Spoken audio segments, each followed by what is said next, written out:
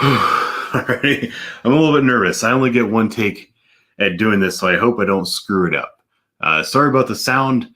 I'm in a room with hard walls, and I don't want to use a regular microphone because I want to get it. I don't want to get it nasty.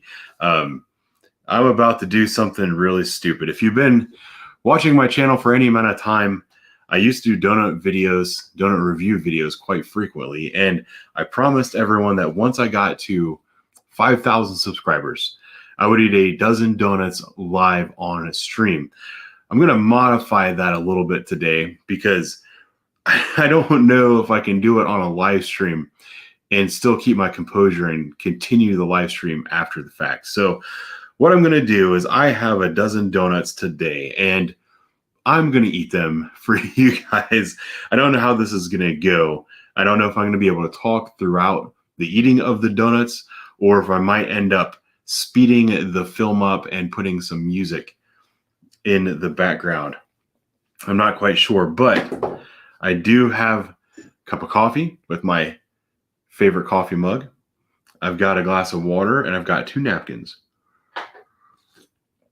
along with a dozen donuts. Oh, the donuts are from none other than Buckeye Donuts.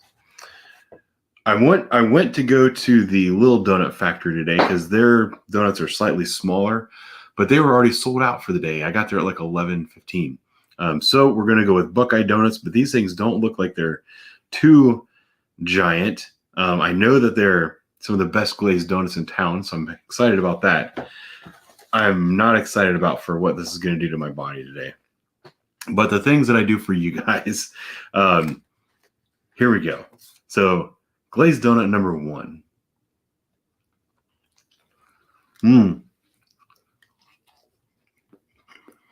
Looks like a little pocket of air. I should set a timer. I don't know how to do it. I'm going to set my watch like I'm walking.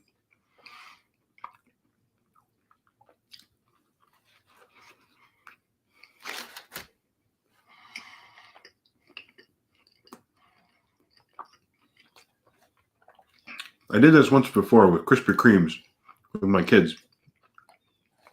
Those I could just fold in half. These ones I can't.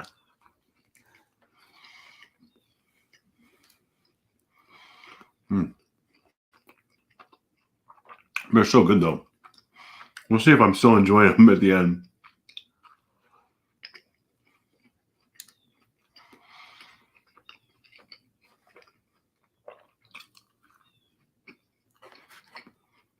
Number 3.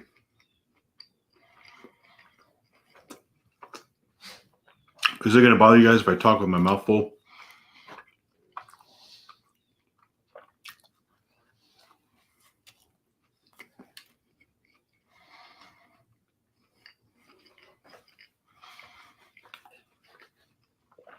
I think the key to this is just going fast.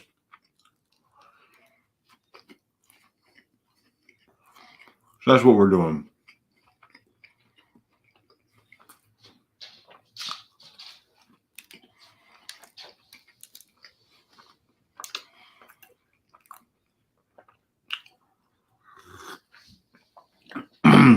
The glaze is already starting to kick in after 3.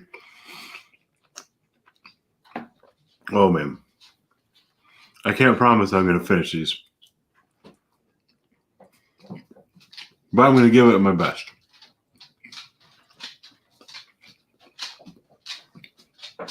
My dog Haggard's coming to make sure I'm okay. Oh boy. These are a lot bigger than Krispy Kremes.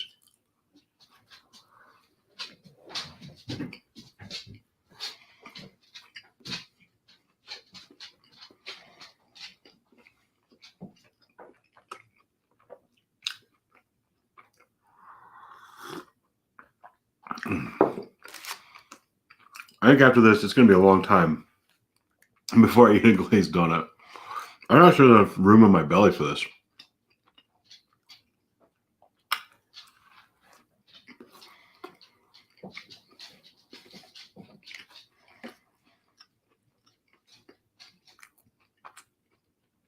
It's about 12:30 in the afternoon. I have a live stream tonight at 8. See if I recover in time.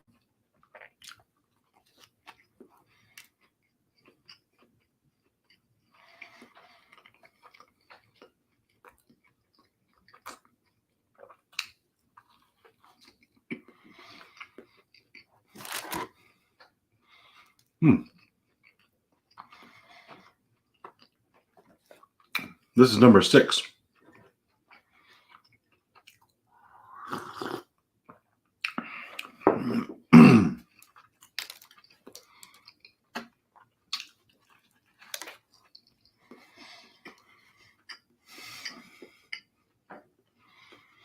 I'm starting to hit home.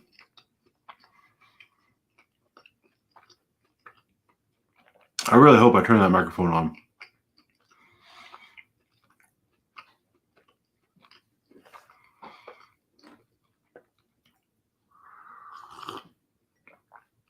Oh. My daughter's in the other room watching me sneakily. She's laughing at me.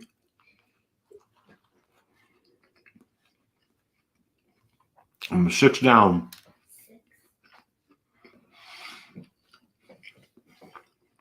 You can talk to me from over there if you want.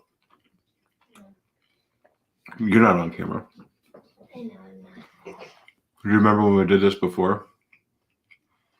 Was it fun? Yeah, it was. My friends watched Do it. these look better than Krispy Kremes? Or worse? What do you think? I don't know. The shape looks worse on that one, but they probably taste better. Mm. What are your favorite kind of donuts?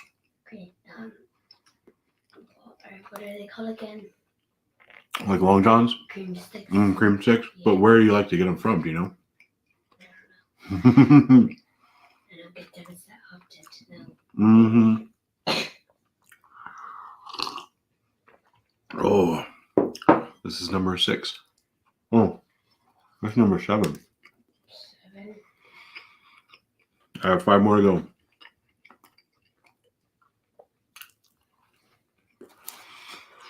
Oh, it's starting to get gross. I can barely even eat a full one of those donuts.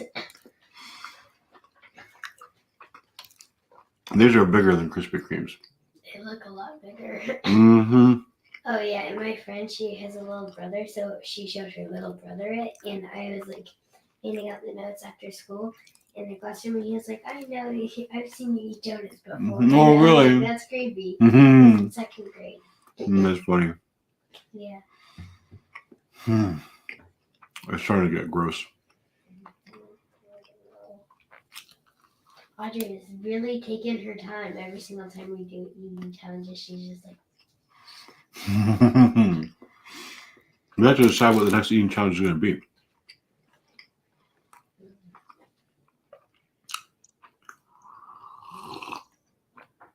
Oh. Oh, there's something black on that one. Oh. This is a bad idea. I wouldn't even do it if it was for YouTube or anything. I would feel so sick after.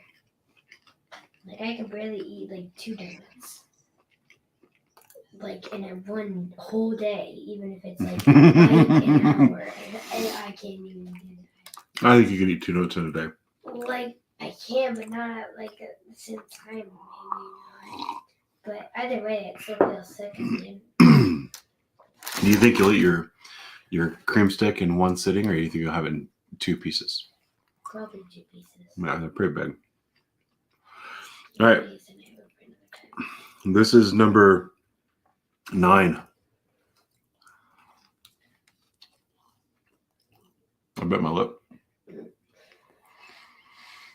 I gotta go lay on the floor after this. Yeah.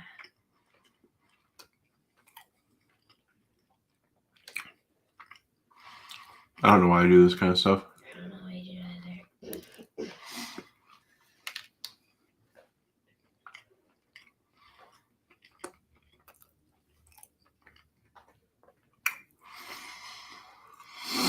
Oh. Daddy, when does the mail come? Can I put it in the mail? You can put it in the mailbox. Okay.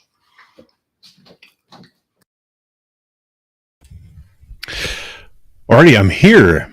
I think I'm here. I've never done this with so many people before. That's what she said.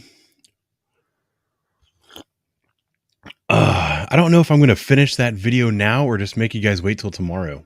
I don't think that's why you're here. I think everybody's here because they want to hear from Lenny and my wife, which I am excited for as well.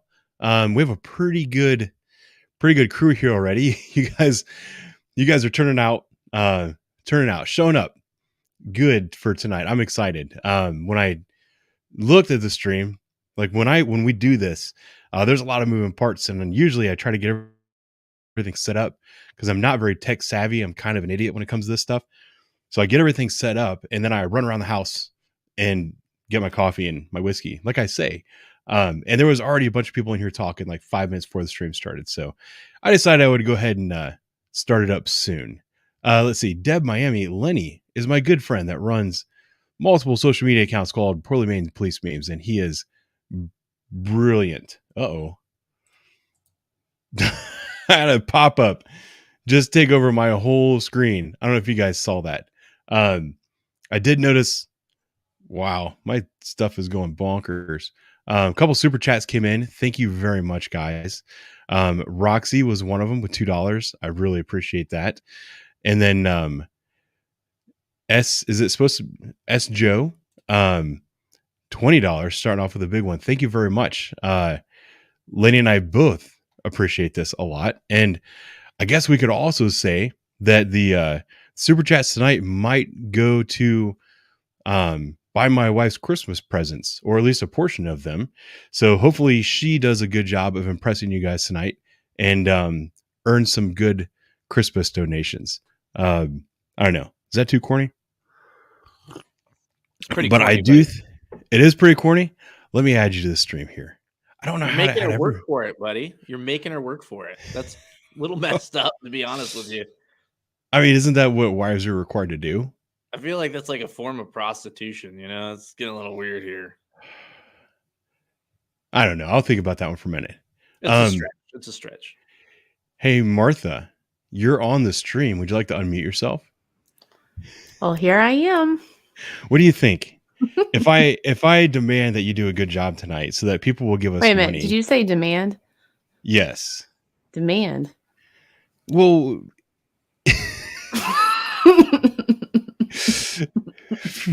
figuratively speaking, if I ask that you do a good job tonight so that you can earn money to buy me, so I can afford to buy you Christmas presents, that's not prostitution. Well, no. No. It's being thoughtful. No. Oh, there you go, Lenny. Being thoughtful isn't being forced to work for your Christmas presents. What's going on over there? I don't know. Everybody, this is my wife, Martha. You probably didn't expect her to look like a bee. She hasn't always looked like this. It's kind of a new look for her. And then everybody knows Lenny. Lenny, I'd like to introduce you to my wife. Hi, Martha. Well, hey, Lenny. How's it going? It's nice to finally meet you, kind of, nice. in a weird way. It's nice to meet you, too. Man, you guys are going faster than I can tonight. Tom, there's going to be a lot of that, I believe. Tom came in big like he always does. Thank you very much. Matt. Oh, thank you very much. That was kind words of you. And then the other Matt says, get the missus something nice. See? Aww. We've got subscribers and followers that are good people here. We appreciate you guys a lot. Let me turn off the banner. Good job, babe. So, you guys get to hear the way she actually talks to me. She's very encouraging. Zach Hamilton, what was your question? I have to thank you for your service on the day of serving. Hey, thank you very much. I mean, we do have, I keep calling this a podcast because I feel like we're podcasting tonight. We do have a podcast / live stream to get to. But today is Veterans Day, and it's a very important day to me. As I get serious, and Lenny puts up a carrot. No, it is a very important day to me, and I'm weird about the whole like thank you for your service thing. I've covered that on the Poorly Made Police Memes podcast before because it gets weird to me. But today is a day that, we recognize a lot of guys that signed up to do something that very few people do. And it's, I don't know, it's a big deal. It's a big deal to me. It's a big deal to me that these other people have done that and experienced that. So Veterans Day is an important day. So everyone that's watching, if you did the task of signing up to serve your country, thank you very much for what you've done. With that out of the way, Brent, thank you very much for the super chat. Hold on a second. I have to personally thank you for your service today. I have to do it. Well, you already did a post on Instagram. I'm being a dick about it, but I am sincere about that, man. Because I know it's not Memorial Day, but without you guys, I couldn't do what I do, right? We all owe veterans quite a bit. So thanks, buddy. Sure. And thanks, everybody. And thanks, my dad. My dad's a veteran. Is he really? Mm-hmm. Yeah. What branch was he in? Army. Oh, I did not know this. Yeah. I need to do a pod with your dad still. Oh, you weren't on that one, were you? No, I forget what it was. I couldn't swing it. Yeah, there were some issues with that. Yeah, we'll make that happen someday. Yeah, because there's something else I wouldn't mind doing in future live streams is doing some revisits of topics that you did on the podcast that I didn't get to participate in. One of them is, am I the asshole? There were so many questions, so many. I was like in the shower listening to it, like, oh, I need to talk about this. A little bothered that you listen in the shower, by the way. That kind of freaks me out a little bit. I listen everywhere I go. I take you everywhere with me. I spend more time listening to you than I do with my wife. Actually, Lenny, your voice is like everywhere. That's in the so car. Bad. I have a terrible voice. I don't have a face for radio, and I do not have a voice for radio. By the way, I'm wearing the mustache for you, so you're more comfortable, So I want to look like him. I should have worn my hat that I got last week. I don't know where it is. I'll try and track it down. Pretty responsible to lose it. You look good, Lenny. Thank you for thinking of me. Thanks for my service. Yeah, DC Viper, your comment on every single video I've ever made. You're always there. Thank you for your service, bud. And he's in the Discord server now too, so I get to kind of put a face with a name. And he stalks me. He knows everywhere that I film a video, he can name that location. Kind of creepy. But he was in the Navy, so what do you expect? There's a couple other Navy guys in here I know. I recognize their names, but I'm not going to call them out. It's fun.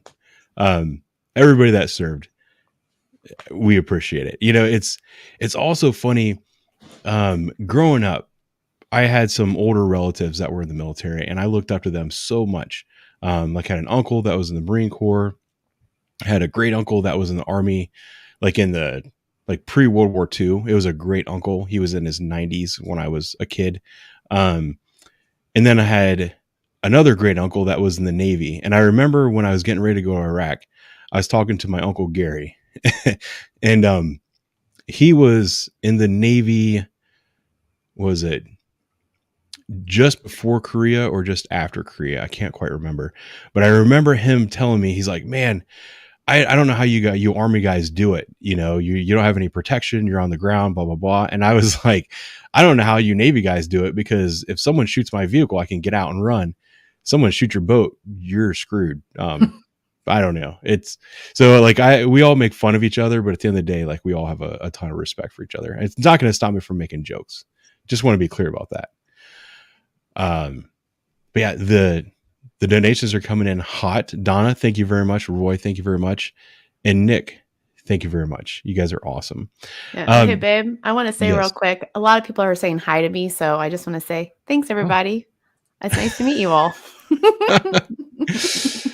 I'm trying to get to that. I'm trying to segue. I know. My idea for tonight was kind of do this as a podcast. Lenny does a podcast, does a great job of hosting a podcast.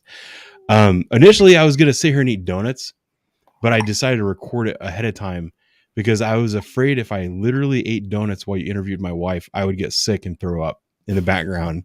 And I didn't think that would be good. So I recorded it earlier. We're going to my sound. Oh, we might have some lag issues because we're sharing internet at the house. But yeah, I recorded it. So that video is going to go up tomorrow. But I think tonight you can interview my wife, but we'll make it kind of like a couples thing. I'll be here for support. No pressure. No How's pressure. that sound? So I'm going to I'm ask a you to little take nervous. over. I'm a little nervous about this because usually, you know, my face isn't out there and all that jazz. But I'm going to try and do the best I can for you. Okay. So no pressure on myself. I'm just self-talking. All right. So You look so excited. This is what you do. Okay. It is what Take I it do, away. but there's so many people here. There's a lot of pressure. You know, I don't like when people watch. You know, I don't. Okay, so Martha. Yes. A lot of people had some questions of you, and I think that's where we're going to start. Are you nervous to do this? Gosh, yes. You know, my husband does this quite often, and I watch all of his stuff, and he's like a natural. So hopefully I will do okay today. You know, he this isn't about him, this is about you, but he does have like a natural calming He does. voice. You know, Very much so. He puts me to sleep. I mean that in the best way possible. Yeah. I put her to sleep too. Heyo. Oh my Like, honey, are you awake? Are you even awake? Nope. All right. So speaking of the nervousness part of this, somebody actually I thought had a really good question. By the way, the people in the chat here, if you guys have questions, put them up. I'll try and get to them, but I can't do like two things at once, so don't hate me if I miss it. We can also pull them off of the video, the announcement. That's what I'm talking about. Yeah. Okay. Yeah. So I took down some from there. Andy wrote in the other day, as much as I enjoy your channel, I'm worried about the backlash from crazy people like Wolf Bro. And now they will know who she is. So they were basically a little worried about that. Mm-hmm. Are you worried about that at all? I think as B, you're probably pretty safe.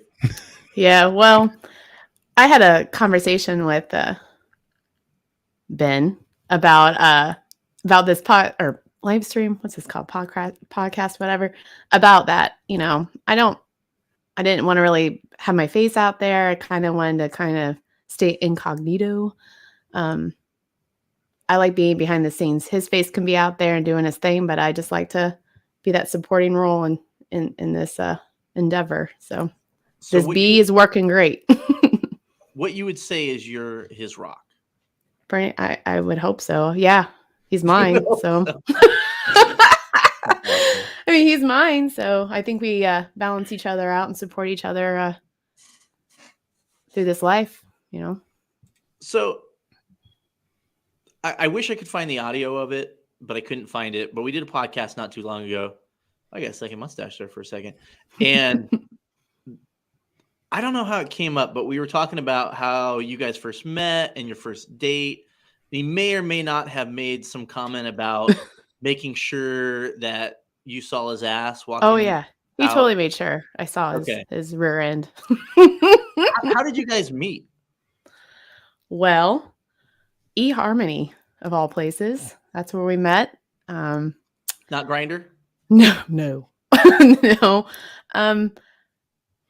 For us to meet that way, I guess you really have to take the time to answer those questions and kind of really reflect where you want to be in life. And I think we were in that stage that we were wanting to find somebody that God wanted us to find. So we met through eHarmony, and he captured me some comments. There was two. He was talking about his dog, his grandpa. Well, no, there's three. Grandpa and an omelet pan. So I was like, well, shoot. It's a good start. Yeah. I met my wife on online too. That was a long time ago. She claims that I was trying to go after her friend. I don't think that's actually true. But I think it's kind of interesting now. I think that's kind of a thing these days where people meet people online. I don't know. Well, the funny part is that I remember what he looks like in pictures and say, hey, do you remember what I look like? He said, not really. So I thought that was pretty funny. Or did I say that wrong, babe? It wasn't so much that I didn't remember what you looked like. It was that the pictures that you chose for your profile were like the least revealing photos in the world. She didn't have a digital camera. Oh yeah, my technology skills were She had lacking. pictures that had been developed because this was how long? It's like 15 years ago. Yeah. I I literally held up a picture to the camera on her that. friend took a picture of a picture with a camera and they posted that in her dating profile. So you're looking at like the blurred reflective surface. And yeah, I wasn't, it wasn't as crisp as these images are these days. So no, but when I was looking to meet the person I was going to spend the rest of my life with, I wanted someone that looks weren't the most important thing. Let's put it that way. So Okay. personality was a big part of it. Yeah. Well, good. All right. Was it McDonald's? Matt needs to know. Do you want me to tell this part? Go for it. I'll fill in my parts from my perspective. Yeah. It's actually not that far off. This story, we've told this story. I've told this story 1,000 times. Martha is aware of this story, but like prior to meeting her, I did the online dating thing, and I had just come home from multiple tours overseas, and I had girls hitting me up like crazy, and I was going out on dates with people, and I was always raised to be a gentleman. You take a girl out for the first time, you want to try to impress her, take her someplace nice. So I was taking these girls to these really nice restaurants, and I was dropping, I don't know, 15 years ago, like over $100 a date, for a meal. And I was meeting these girls that were crazy. They were just insane. After the first date, they're telling me that they want me to meet their mom and blah, blah, blah. Like I knew it wasn't going to work out. And I had to like start ignoring them and ghosting them as quick as possible, blah, blah, blah. And I had decided that I was done meeting girls online. And Martha had come to the same conclusion about guys. Am I wrong? Oh gosh, yes. Yep. Yeah, we both were done dating, and she was going to be the last one. She was the last one that I had to just complete the process with. And if it didn't work out, it was going to be done. But I decided I'm not going to waste a ton of money on a date with someone that might turn out to be crazy. So we went to a place called Cheeseburger in Paradise. Instead of going to like a fancy restaurant, we went out for cheeseburgers. Was Jimmy Buffett there? It's his restaurant. Okay. He owned a restaurant chain, and most of them are closed down now. Yeah, they're closed. But yeah, I'd never been there, and I was like, screw it, I'm just taking her out for a cheeseburger. I'm not dropping good money on this. Well, and I was so grateful because I wanted to have something laid back and casual. I was kind of tired of going out on these crazy dates, so it worked out great. Yeah. So it wasn't McDonald's, but it was cheap. It was good. Yeah. Now, is it true back in those days that you could bounce a quarter off of his ass? Oh my goodness. I can still bounce a quarter off his. Yeah. No, it was the funniest thing. We were getting towards the end of our meal, and he goes, I have to go to the bathroom. I was like, oh, okay. So he made sure in those army boots and those good jeans and his rolled up button up shirt, he sauntered, took a little stroll to the bathroom so I could see that. I was like, oh, well, looky there. She had her back to where the restrooms were, and we were sitting in a booth, and I stood up and I stretched and started walking over to the restroom, and I had a feeling she was looking, so I turned back and I caught her looking at me. So I said, you can bounce a quarter off of that thing, and then I turned around and started walking. He totally did. It was kind of like I felt like we were in a movie for a moment. The music was playing, I've never been accused of being cocky ever. Oh yeah, but should we say how the date ended? Yes, talk please about tell that. How gentlemanly I was. He was. Oh my goodness! The meal was wonderful. He was taking care of me. We walked out and it was snowing, and I love snow. Winter is like one of my favorite seasons, and so we were walking out. I'm looking at it. I'm like, oh, this is magical. He gets me halfway to my vehicle, and he looks at me. He goes, "Have a good night." So wait, he doesn't even clean off my window. He doesn't do anything, and I was like, "Oh man, that was pretty a great way to end it." Well, part of it. He kind of looked back, and then he because he saw me clean off my windshield, and I could see him pause for a moment, like maybe I should go help her. But then he went into his car instead. Part of it was that I had set ground rules, and I was like, I'm not going to get this girl attached to me on the first date. I don't want her to go crazy on me. And then, but you already had me see her butt. Well, with pants on, Well, yeah. but I'd set these ground rules, and we had talked on the phone a bunch before we went on a date, and I did. knew that I really liked her. And I was like, man, don't screw this up. I was like, and I didn't know what I was doing. I was like, I've got a plan. And so I remember walking out to my car and getting my snow brush out and brushing off my car. I mean, she said it snowed. It freaking dumped snow when we were in the restaurant. Like, we go in, there's not even a flurry. And then we come out and there's 3 inches of snow on top of her car. It's like And the she drove Hallmark this little, movie No. snow. yeah, like little Toyota Corolla. And I go over to my Honda Accord that I had at the time. I got my brush and I brush it off. I remember looking over at her, and she's got her hand like in her coat sleeve trying to brush her car off because she doesn't have a thing. And I was like, I should go over there and be a gentleman. But I was like, no. I was like, you set ground rules to like not treat her extra special. So she married me anyway. I did. Who hurt me? Who hurt you? Oh God. Oh, buddy. It's well, Yeah. Well, he did call me pretty quick after that to ask me out for another date, so that was Yeah. redeeming. And I know what you can get her for Christmas this year, by the way. A snow brush. I think she has multiple. I have one. I get her the good ones. Yep. Yeah. There was something I was gonna say. I don't know. Well, did he have a mustache in those days, or is this a new venture? This is new. Well, when we first met, when we were on eHarmony, he did have a beard in pictures, but then when I met him, he was clean shaven. The mustache came probably 2-3 years. Probably our girls were 2 and 4, maybe. It was around November when he started. Yeah, probably around doing that. It was during 14. Yeah. He's got a pretty good mustache. I mean, mine's pretty good now too. I've been working on it for a long time, but oh shoot, I was gonna go somewhere with that. Poorly made. Can you confirm something that recently came up? Is he a ginger or is it just me?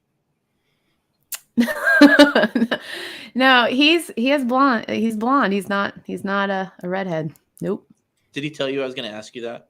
No, you guys have talked about this before. I've seen conversations and you. What conversations have you seen? She might have a backup phone. She might be in our group chat. Yeah. Well, he does, when he does talk to you now, he does a voice text or whatever. So I do hear. Yeah, occasionally. I think it popped up as a joke. Best invention ever, by the way. I'm so incredibly lazy. I can't type anymore.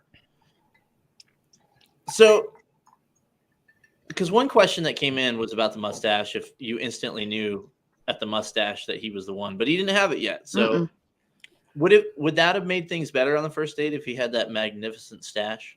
Well, that mustache is pretty epic, but no, it's his eyes. It was his eyes that got me. Yeah. He does have dreamy eyes, doesn't he? So yeah. This is so awkward for me. Don't you love hearing all this, babe? I love it. I can see you usually don't look nervous ever, but I can tell like you're turning a little red and you're like, maybe you should be eating your donuts. Maybe have a donut. I'm laughing my ass off, to be honest. It's killing me. I bet it looks very funny because I'm a bee. It does. You're dancing looks like around. You're stoned. It kind of drives me crazy because your eyes will open and close and stuff, and I'm like, what's she doing over there? Well, I'm so facial. I'm facial expression. I do a lot, so I can't keep my face. That. So, Catwalk wrote yesterday, is Ben really as nice as he seems? And what's your favorite thing about him? Well, yeah, he's pretty. What you see is what you get. What you're seeing on social media and all that stuff, that's him. And what you see in when he talks and things, yeah. I don't know, it's his compassion. He's really caring. He puts other people first before himself. I'm gonna not get emotional tonight. I'll try. This is hard when you talk about someone you love like that. Jeez, please. Okay. But yeah. Before. Yeah, he's. Can I share about our rehearsal dinner, babe? Is that too much detail there? Sure. Okay. So, at a rehearsal dinner, I guess this is like That helps. Sorry. I feel no, you're fine. I feel like I always knew how he is, his personality wise, and how he cares for people, and he always talked about his army buddies and things like that. And I truly don't think I understood how he truly felt about them. So at a rehearsal dinner, he pretty much just spoke from his heart for everybody that he cared about. And just to see that moment and seeing him taking that time to really address everybody, and he addressed them individually, that I mean, that just really connected to me even more, because I've seen it and other people were able to see that as well. And I feel like people get to see his personality and how caring he is. He does really put people before himself. He puts himself last. Can I tell you my favorite thing about him? Oh, I would love to hear it. What I like about him and what attracted me, besides the mustache and the muscles, obviously, is his ability to speak but not lose his mind. Mm-hmm. Because he wears his heart on his sleeve. He may not admit that, but I believe he does. I would do agree. too, but I'm not articulate. And he's articulate, and he can speak about things calmly and without, being irrational. And that's what I like about him. And a lot of the time these days, me included, you're almost afraid to speak out about what you believe because you don't want to be canceled. You don't want to be this or that. And he just does it. He just fucking does the right thing. So, Well, I would agree with that, Lenny, 100%, because even before you started doing all of this YouTube and his Instagram and everything, he is very articulate. He expresses himself in the things that matter to him, and he has a way with words.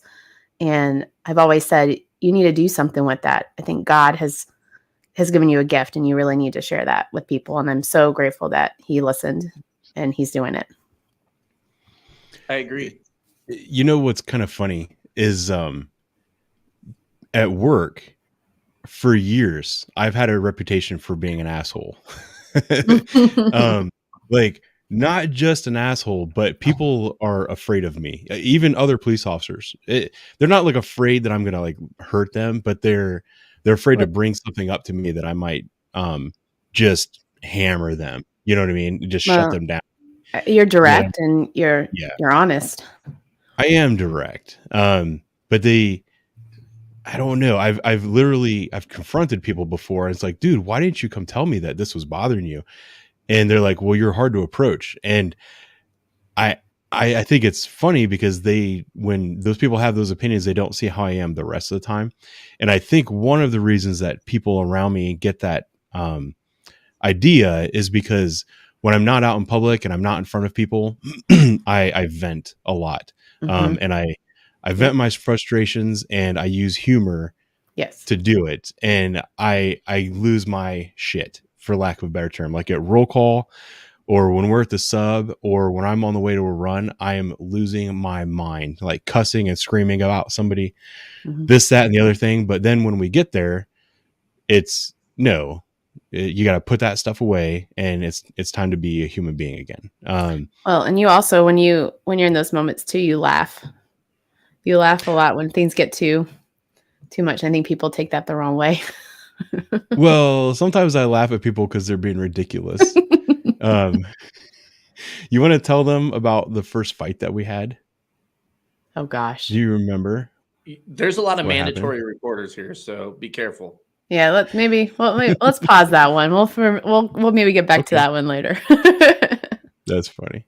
But yeah, when people get mad, and if I think they're being ridiculous, I will smile at them because I think it's hilarious. Oh yeah. And it's not what you should do to the woman that you're going to marry. And I still do it to her. We're still married. But well, now I understand it. At the beginning, I didn't understand it. She's better about it. But the part where somebody commented, I think it was Travis, said, I wish I could like tell people off really nicely the way he does. That is one of my specialties because I will take you down hard in a way that if it gets turned into internal affairs, I didn't do anything wrong. I'm good at that. Where that's like kind of what Lenny was alluding to, is not losing your shit. because some of my coworkers, one of them lost his shit the other day, and when they review the video, both of our videos, I'm gonna be embarrassed because I was being overly nice to this other person, and he looks, I don't know. He was saying on the outside what I was saying on the inside. I just kept it in. But anyway, back to you. To me? Well, to you guys. Oh, This is your somebody- show. Okay, it's your show. I'm just here for the ride. Yeah. So yesterday, Canoe for One wrote in. Am I supposed to say who wrote it in? I don't know YouTube. I don't Tell know. me. You're the It doesn't YouTube. hurt. Okay. I'm no good at this. Yeah, you do okay. So this is a 3-part question. Okay. For the Bumblebee. What kind of bee is that? I would say Bumblebee. Yep. I Yeah. would concur. Yep. Yeah. What's the most important piece of advice you wish somebody had given you when your husband began his law enforcement career? That's a good one. Okay, let me think. So I think also for my answer is when we met, we were older. We met later in our 20s.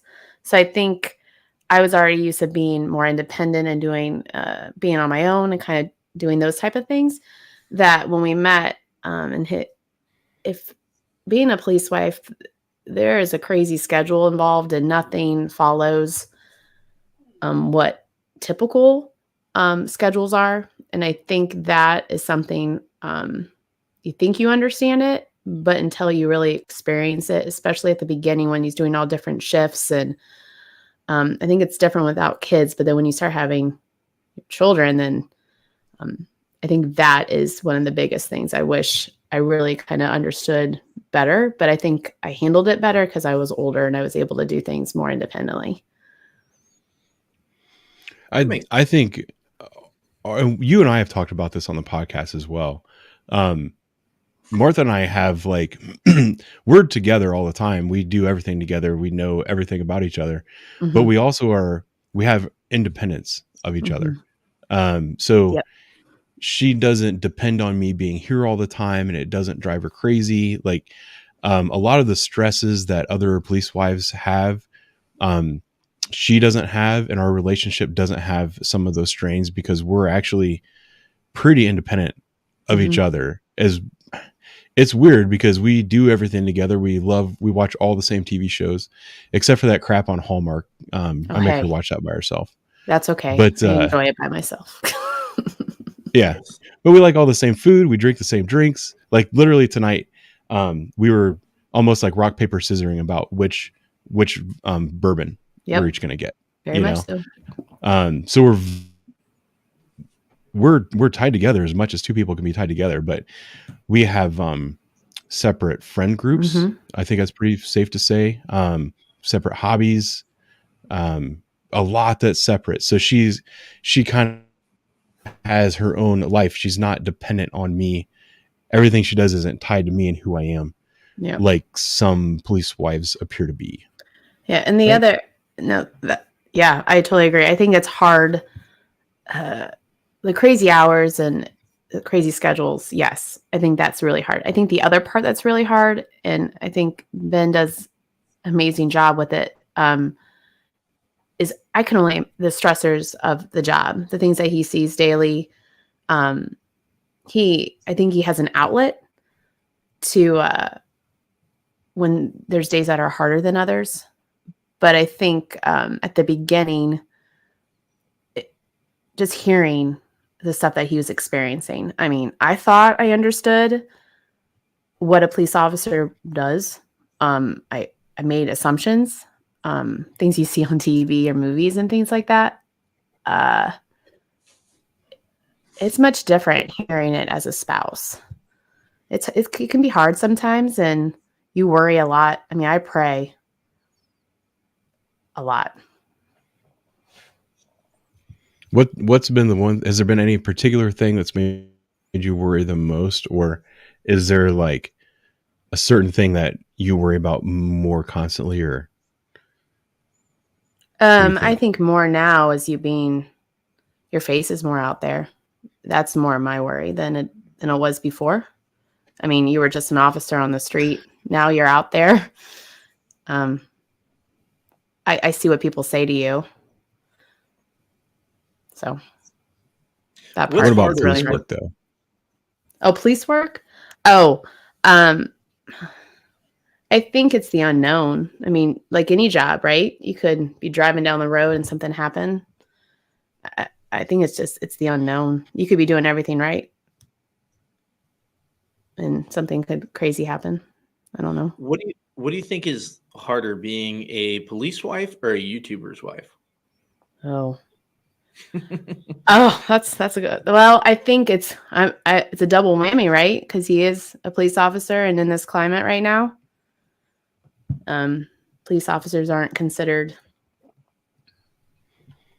the best to a lot of people, and so I think him being a YouTuber and a police officer is what's really hard. But I think he needs to do it. He has a platform, and he needs to be that voice as well. He does need to do it, because I don't think there's anybody else in the country doing what he's doing. You know, I was upset about what was happening at my agency, and I just, gave him middle finger and left. And what Ben's doing is, we talked about this in the last live stream, but he's basically saying, no, this isn't right, and trying to right those wrongs. Yeah, I mean, I totally believe this is what he needs to do, and I 100% support him. It's just hard how our life has shifted with it. I mean, this takes up a lot of time, and our lives are busy already. So I think it's just balancing that out as the girls are getting older and understanding that. But it's also really hard seeing what people say that attack him, They're not real people. They don't count. I know, but still, No, I know, but they're still, clowns. it's hard. I'll say definitively, because there's a lot of people always asking about what it's like to be a police officer, how stressful is it to be a police officer, this, that, and the other thing. I have a background where I was in the military, I was in combat, this, that, and the other. I grew up with the personality that I have that suits me for this job. There is stress in the job, but I am well suited for that stress, if that makes any sense. Doing babe, I all gotta the step extra for a stuff that I second. do. I'll be right back. Okay. Doing all the extra stuff that I do is by far more stressful than what I do at work. Even to the point where when I go back to work on my Monday, I actually can kind of take a breath of relief because I'm like, oh, great. At least today I can just take my dispatch calls, where when I'm home, I've got my wife and kids that need my attention. Got my dogs. I've got toilets that stop working around the house, all that kind of stuff. I have to make sure I get to the gym, cook dinner for everybody, and get my YouTube stuff done. And like with the body camera channel, I was doing 3 videos a week. I've cut back to 2 videos a week to cut my editing time. But there's times where I'll have a video that I have like 5 different body cameras, and they're 45 minutes each, and I have to literally watch each of them and before I can make the video. And that's 5 hours of tape I have to watch, and then I still have to edit that. And that might take me 8 to 10 hours to edit. If I have one video like that, then it sets me behind, and then I'm stressed out about, okay, I don't have videos for this week. How am I going to do that? The moral of the story is, to be completely honest with everybody, doing this stuff has added more stress to my life than anything else. But You love it, but I it's really enjoy it. I enjoy it a lot. Like what Lenny was saying, I feel that it's important. Plus, I've heard from more than one person, I get emails from people that it really has gotten back to me, that people will say, I had a certain opinion of police, and after watching you for the amount of time that I've watched you, you have really changed my perception of what the police are. So I enjoy that quite a bit, but all the extra work that I've taken on to do this has added a tremendous amount of stress to my life, and my family's life. I So have to say, I'm just going to interrupt. Ryan, I do know who Walker Texas Ranger is, so I got your joke. but there's that. It's funny. I'm also big on when people say that like this is stressful, that's stressful, talking about soldiers coming home with PTSD and all that. We're not going to get into all of my deep down in thoughts about that, but I think most of that is overblown, and a lot of it is people looking for attention. I can speak to both of those. So like, don't worry about me at work, and don't worry about me here either. But that's just the truth about that. And there's a lot of police wives out there that will try to get that attention too. Like, oh, woe is me. My husband's a cop and his life is in danger and I need support. Like, well, okay. And let me explain a little bit more too. Like, it's not that I'm worried about what you're doing on the street or anything like that. It is life. We can't control what happens in life, but it's like when you love somebody, you know, that's what the worry is.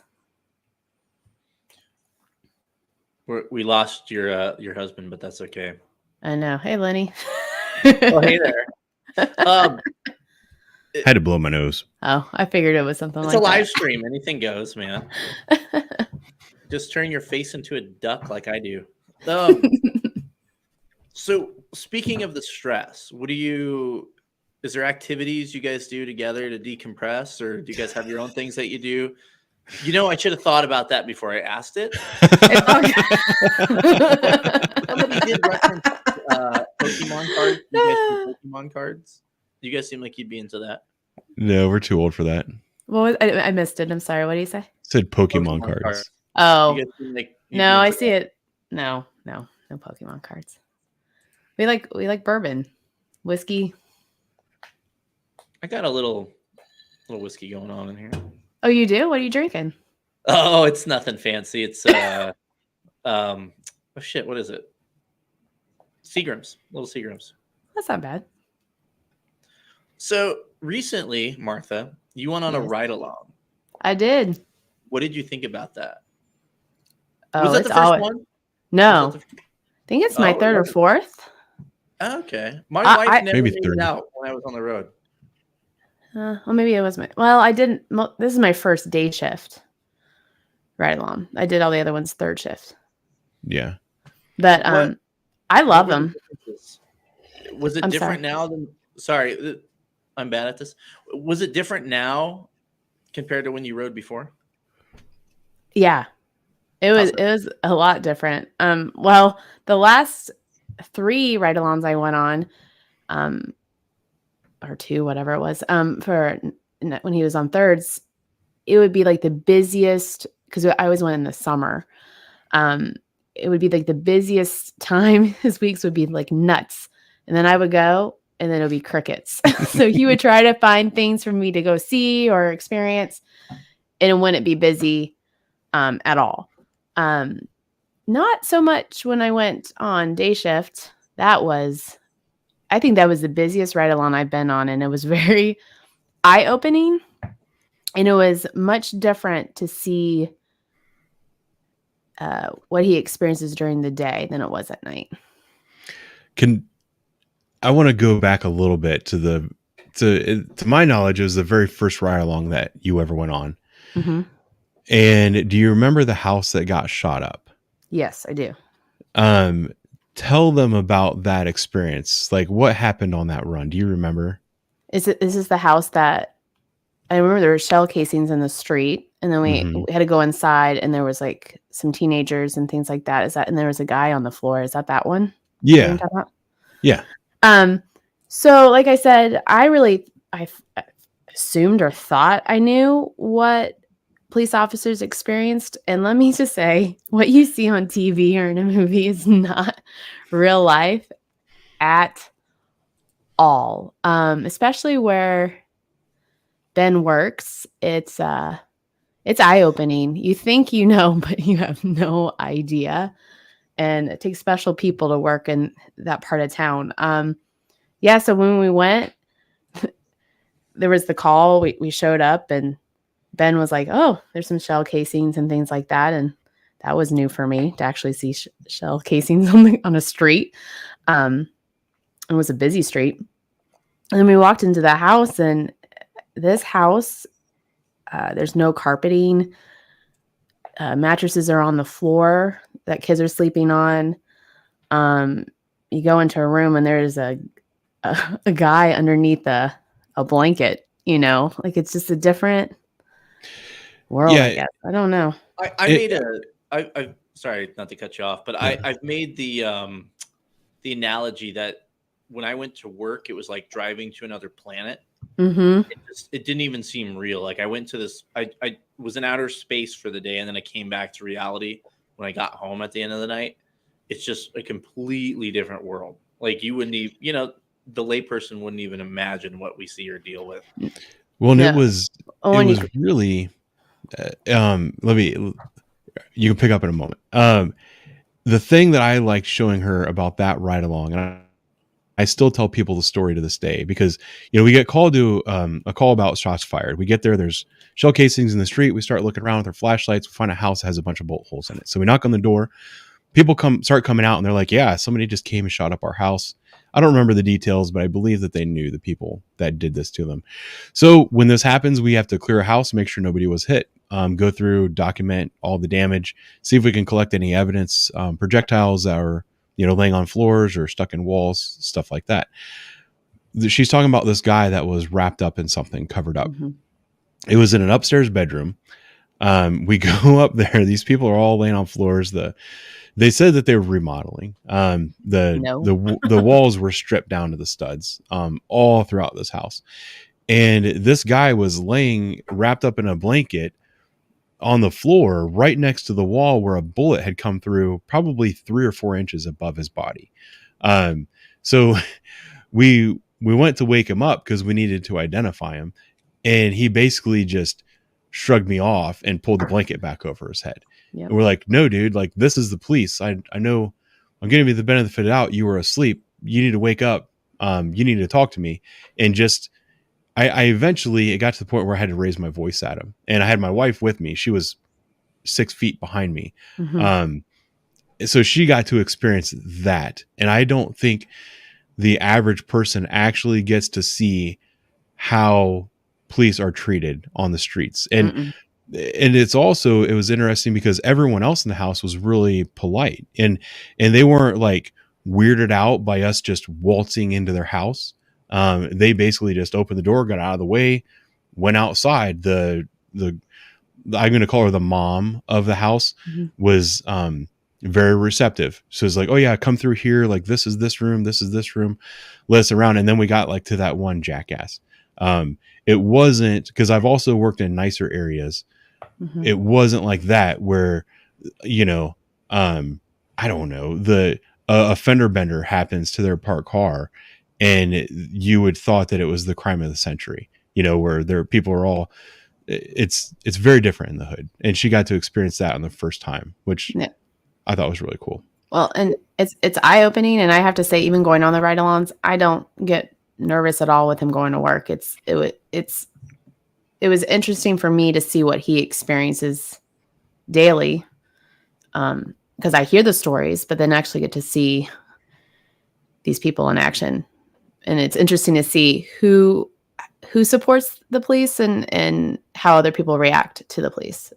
That was something I wanted you to talk about, because on third shift, there's obviously not as many people out, and the people that mm-hmm. are out are generally up to no good. So they will look the other way. They kind of hide themselves from the police when we drive by. Mm-hmm. During the day, we drove down a bunch of residential neighborhoods. And what was that like? We were just driving down. Oh my gosh. I felt like we were on a parade. Like, literally, you would be driving down the street or the road, and people be on their front porch going, hi, smiling, coming over, having a conversation. They approached your car a lot and waved. It was from what you hear in the media, it's not what you were seeing when I went with you. It was pretty, they were so receptive, warming. They want to see you in their neighborhood. I think that makes them feel more safe, right? I mean, to see you guys present and having that, and you guys do build that relationship with the areas you're working in. I thought it was funny because we're driving the road and she's just laughing. She's like, everybody smiles and waves at us. And I was like, yeah, Mhm. that's how it is in these neighborhoods. That's the narrative that people aren't telling you. I mean, I highly recommend going on ride-alongs. They are totally worth your time.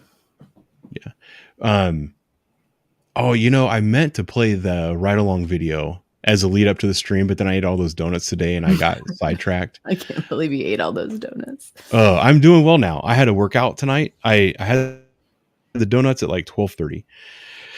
And then I laid on the floor until 1:30 or 2. And then I finally got up and went shopping and did some things and had a salad for dinner and jumped on the rower and I did a 10,000 meter row. And then I had a salad after rowing and got down here and I feel much better now. Mm-hmm.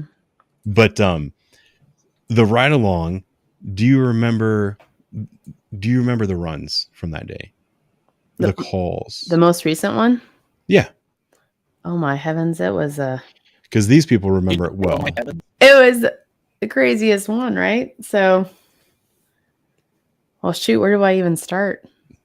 Do you remember what the first one was? The vacant, right? Oh no. It was the someone thought there was a prostitute at a bus stop. And she was so not a prostitute. She was the nicest woman. And then I got that was a fun experience and exchange. I that was a great interaction. That was funny. Yeah, Wait, you got dispatched. It was a for busy that? day that day. Yeah. Mm-hmm. Like just because Did you see it looked like a prostitute at a bus stop? Oh, she didn't even look like a prostitute. Did you No. watch that video? No, but that was the call. Right? Yeah. That Yeah. was the call. Was she looked like a prostitute?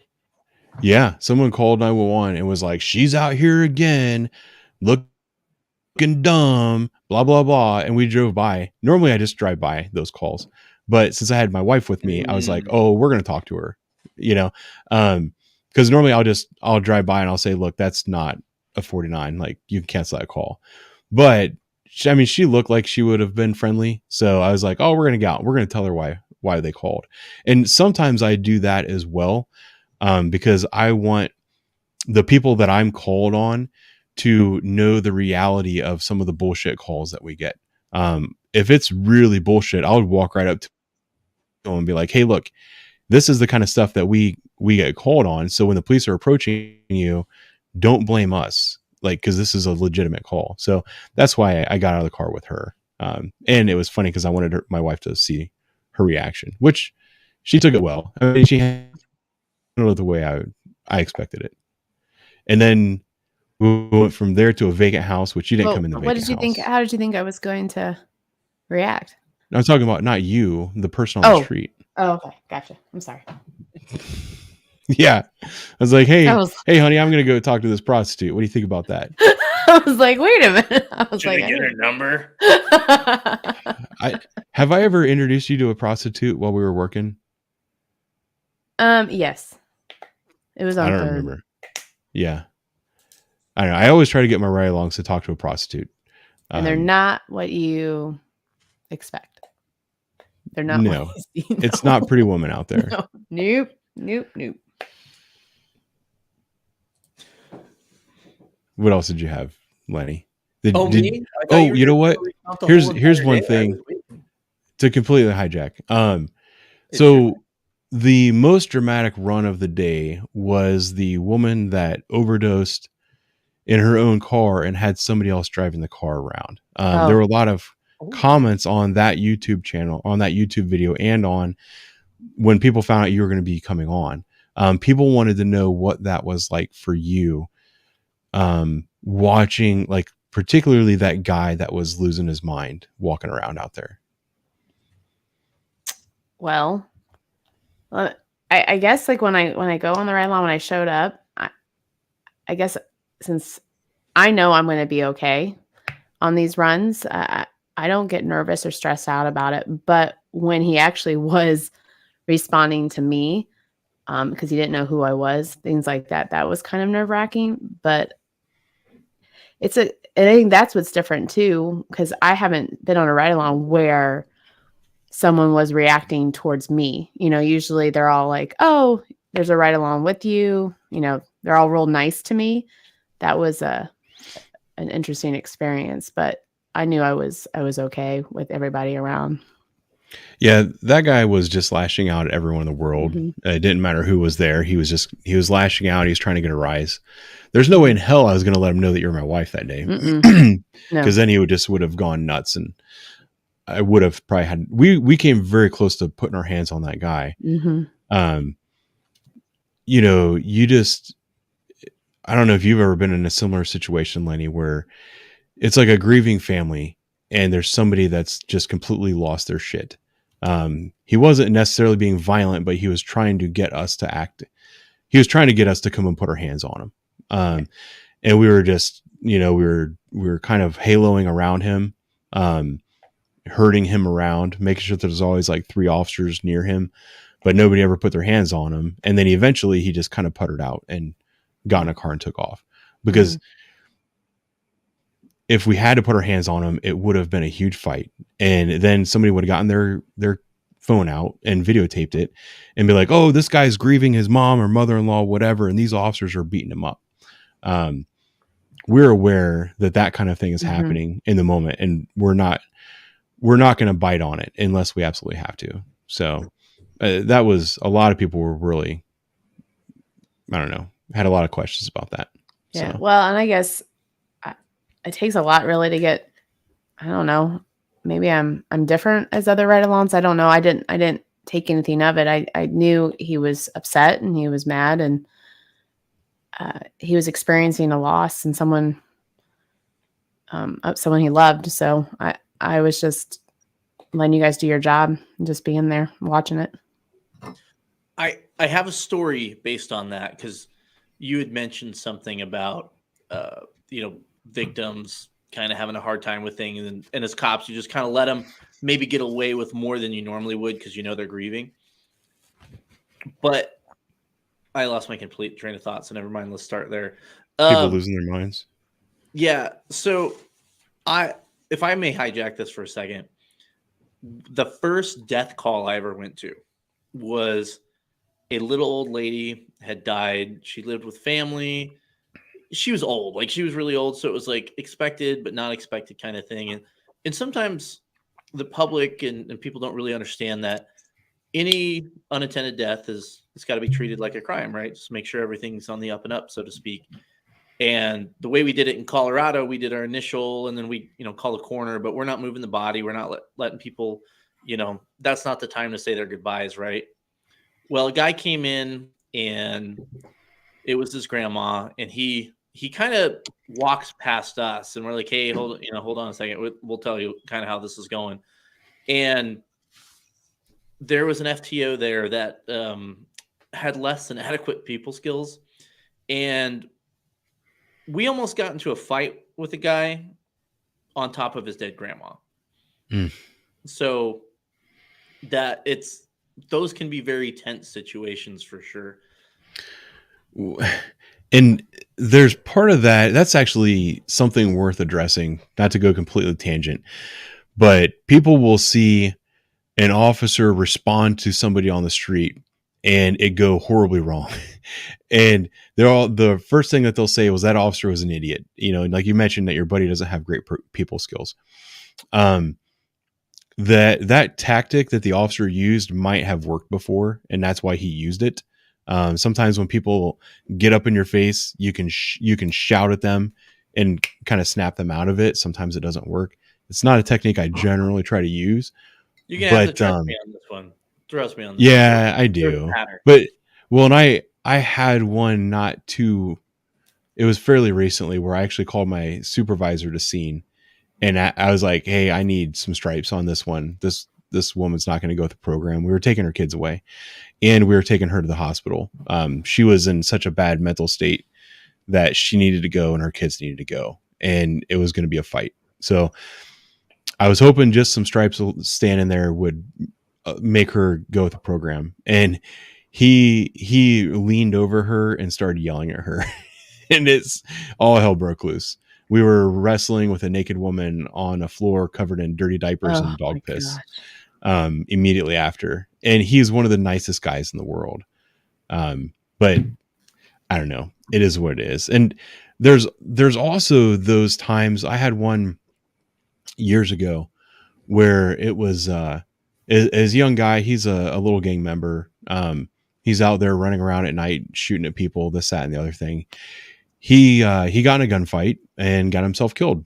Somebody came out to start their car in the morning and found a dead body under their car. He was an active gang member. So the crowd that showed up, his older brother showed up. His older brother was still in the game at that point in time. And I was working one of the roadblocks, and the media, or a couple members of the media, had actually come to my roadblock and were standing right next to me trying to film down the road. And his older brother, who is still an active gang member, came, and to say he was angry would be the understatement of the century. He was demanding that we let him go up and see his brother. He knew his brother was still laying in the street because that's protocol in this kind of situation. He also knew exactly who killed his brother and was talking about it.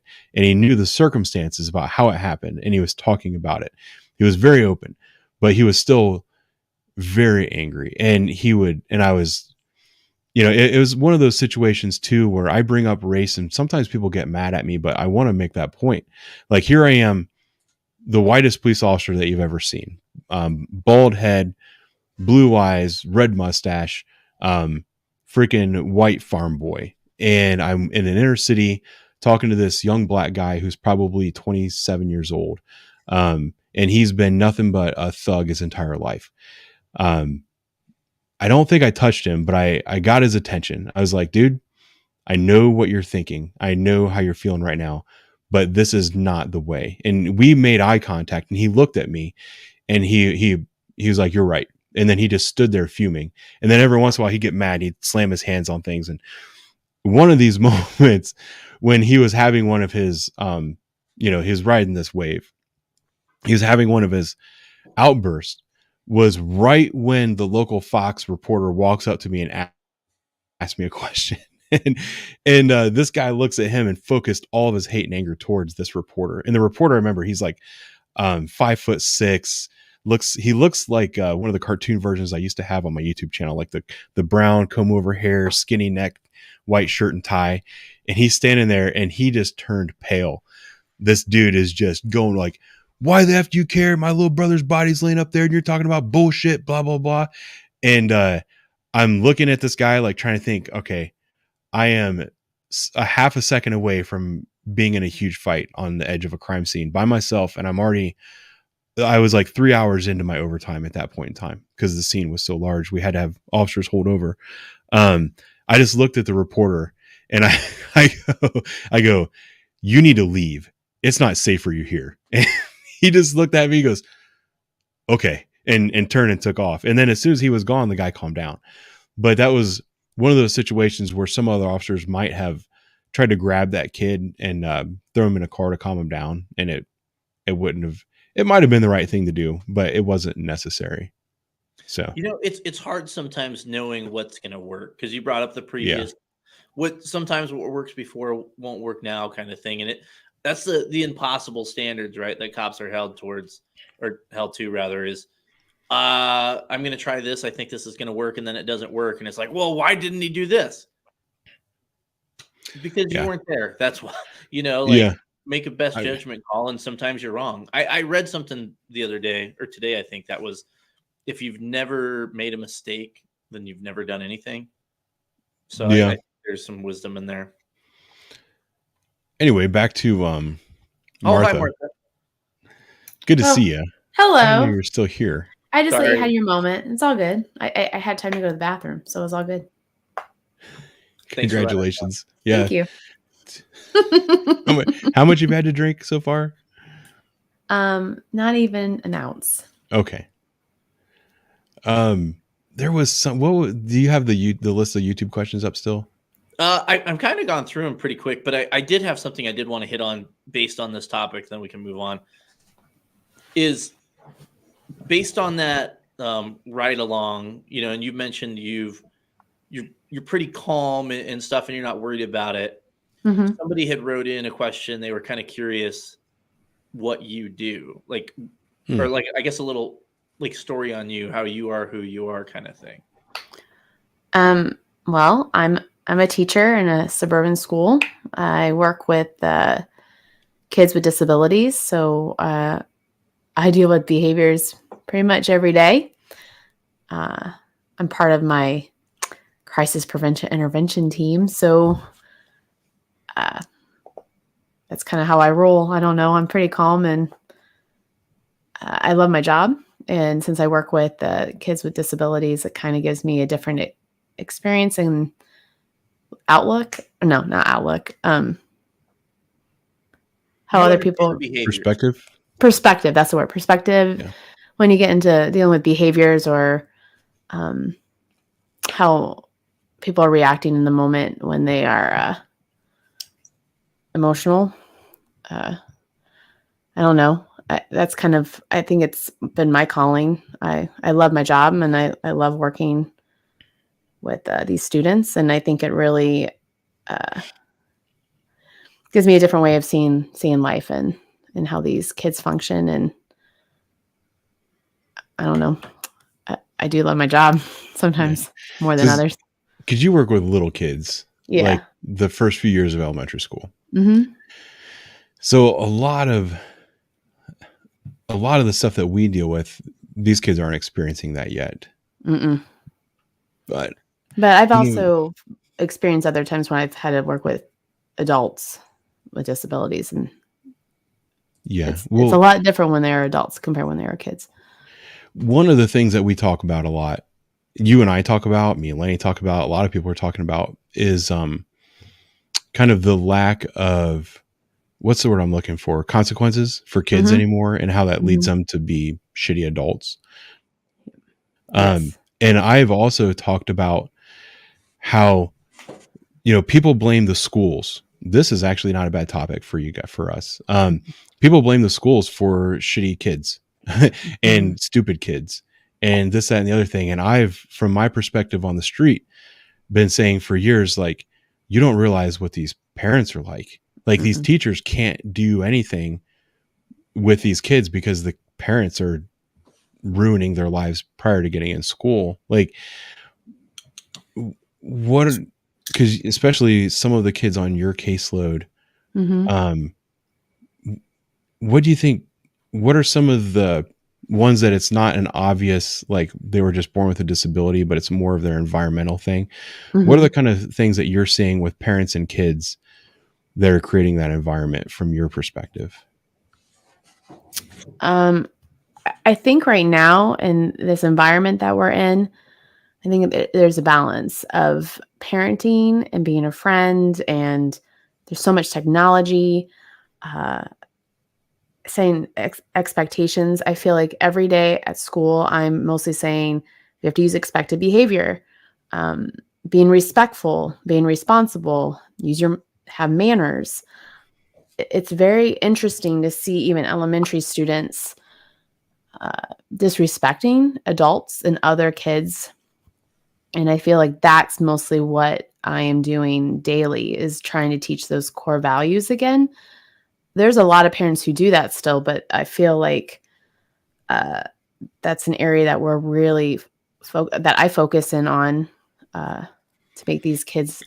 And I think the kids want that. They want to be understood, and but they sometimes need those boundaries. And I think that's what I'm finding. What about like the commonality between some of the behaviors and their home life? Because we talk about these things. I think some of the kids that you have to wash their clothes for them. Yes, there are kids that come into school that that's their safe place. I feel like when our girls come home, this is our home is their safe place. They hold it together all day at school, and then they come home, and then they are just comfortable, and they just show us, they release it all, right?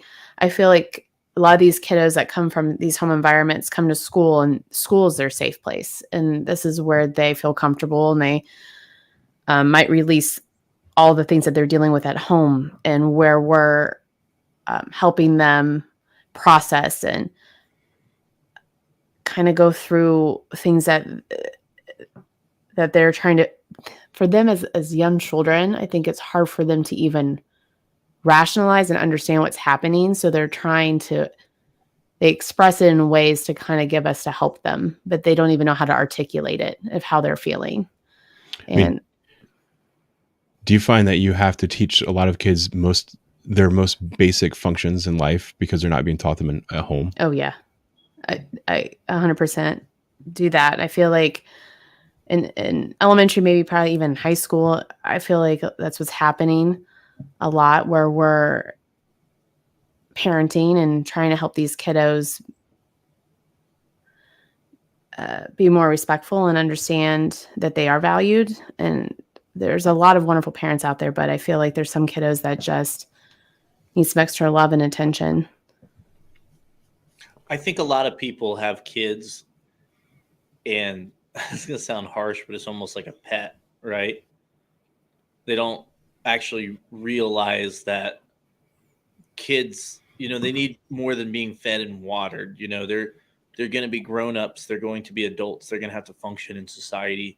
They need to know how to do everything we do, which we learn from our parents. But I think it's, a generational thing in some families is, their parents didn't take care of them and their grandparents didn't take care of their parents. And I think the more watered down it gets, I think it's just harder for these kids, and they're kids. It's not their fault, When I like how you mentioned that, you don't just feed and water them and let them grow. Like they're, I forget what you said, but it's almost like parents are treating their kids like they're plants, know? And I hear that in these arguments with parents and kids all the time.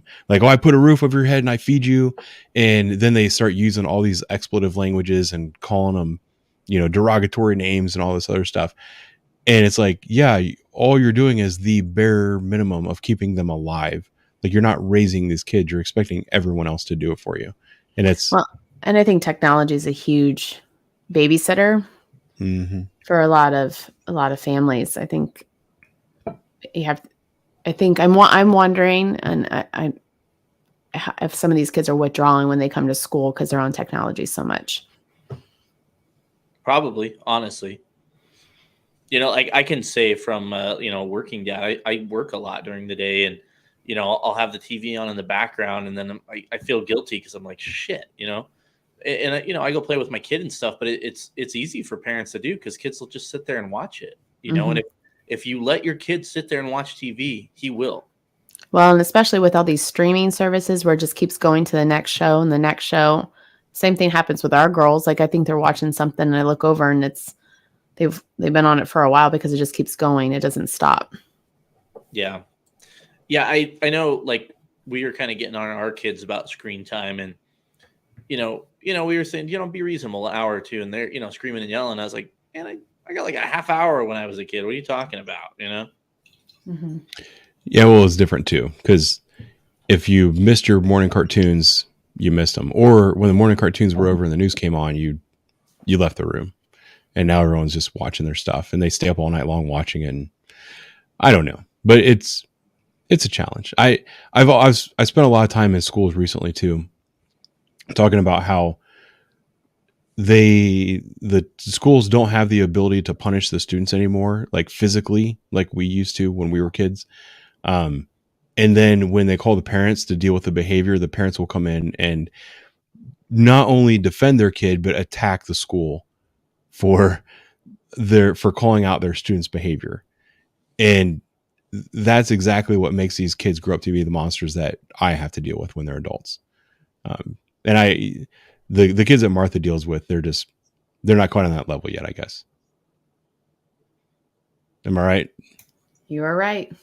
Happy talk. This is very sorry. It is. We went off the rails there. I thought I was going to go a different direction. There were some other questions I saw people asking, can everybody take their family members for ride-alongs?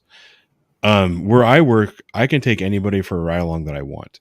As long as they're not like a member of the media or something like that, I have to get special permission. I take a lot of ride-alongs. When I meet people and they want to get to know me, I tell them, hey, come for a ride along, like come to work with me. My wife's come multiple times.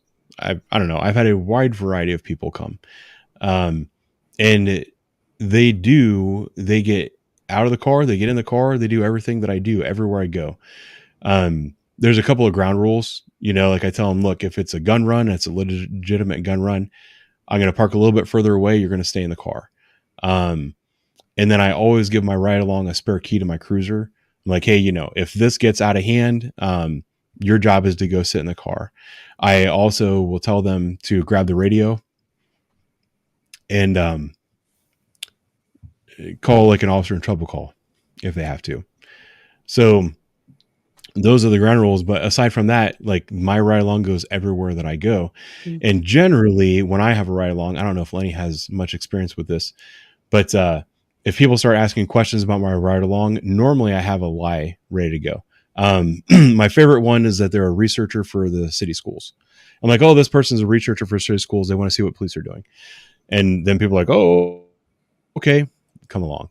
But yeah, everywhere I go, no matter how awkward the situation, dead bodies, blood, crime scenes. One of my buddies came for a ride along one year and it was on third shift and you never know what's going to happen. I try to get my ride alongs into as much as possible,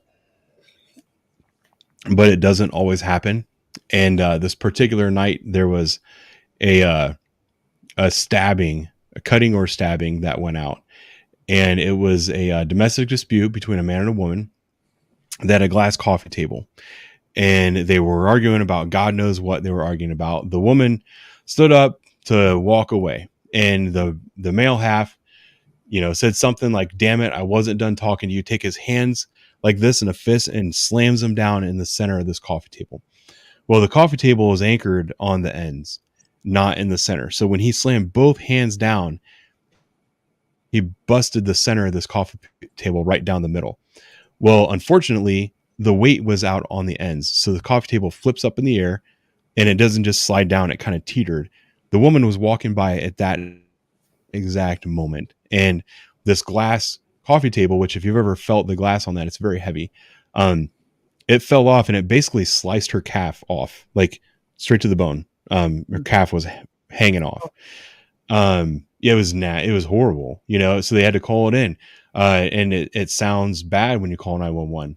Like, yeah, my boyfriend slammed his hands on the table and cut my leg off. I mean, that's basically what the call was. So I get there. I mean, and it was a hot call, it's like woman is bleeding, might die. Boyfriend did this to her. That's the information that we have. It was an apartment building. I pulled up in the grass and I told my ride along, I was like, you got to hang out here, buddy. I jump out of the car and a dude matching the description of the suspect walks out the front door of the apartment. Here I am with a ride along. I pulled up on the grass. I'm 10 yards away from him. I got him at gunpoint, order him to the ground. He actually complied. I mean, he hadn't done anything wrong. So he was extremely compliant. I'm telling him just to keep his hands out where I can see him while I wait for the next car to arrive. That's my job. I hold him at gunpoint until more cars arrive. Backup arrives. We put him in cuffs, put him in the back of my car, and then officers can go up into the apartment. You got to make sure the scene is safe before you can take care of any people that are hurt. It was kind of funny because he was going into his pockets. You're not supposed to let anyone do that. But also, it's not like I was going to shoot the guy in the head for going into his pockets. He started pulling his cigarettes and all this stuff out of his pockets.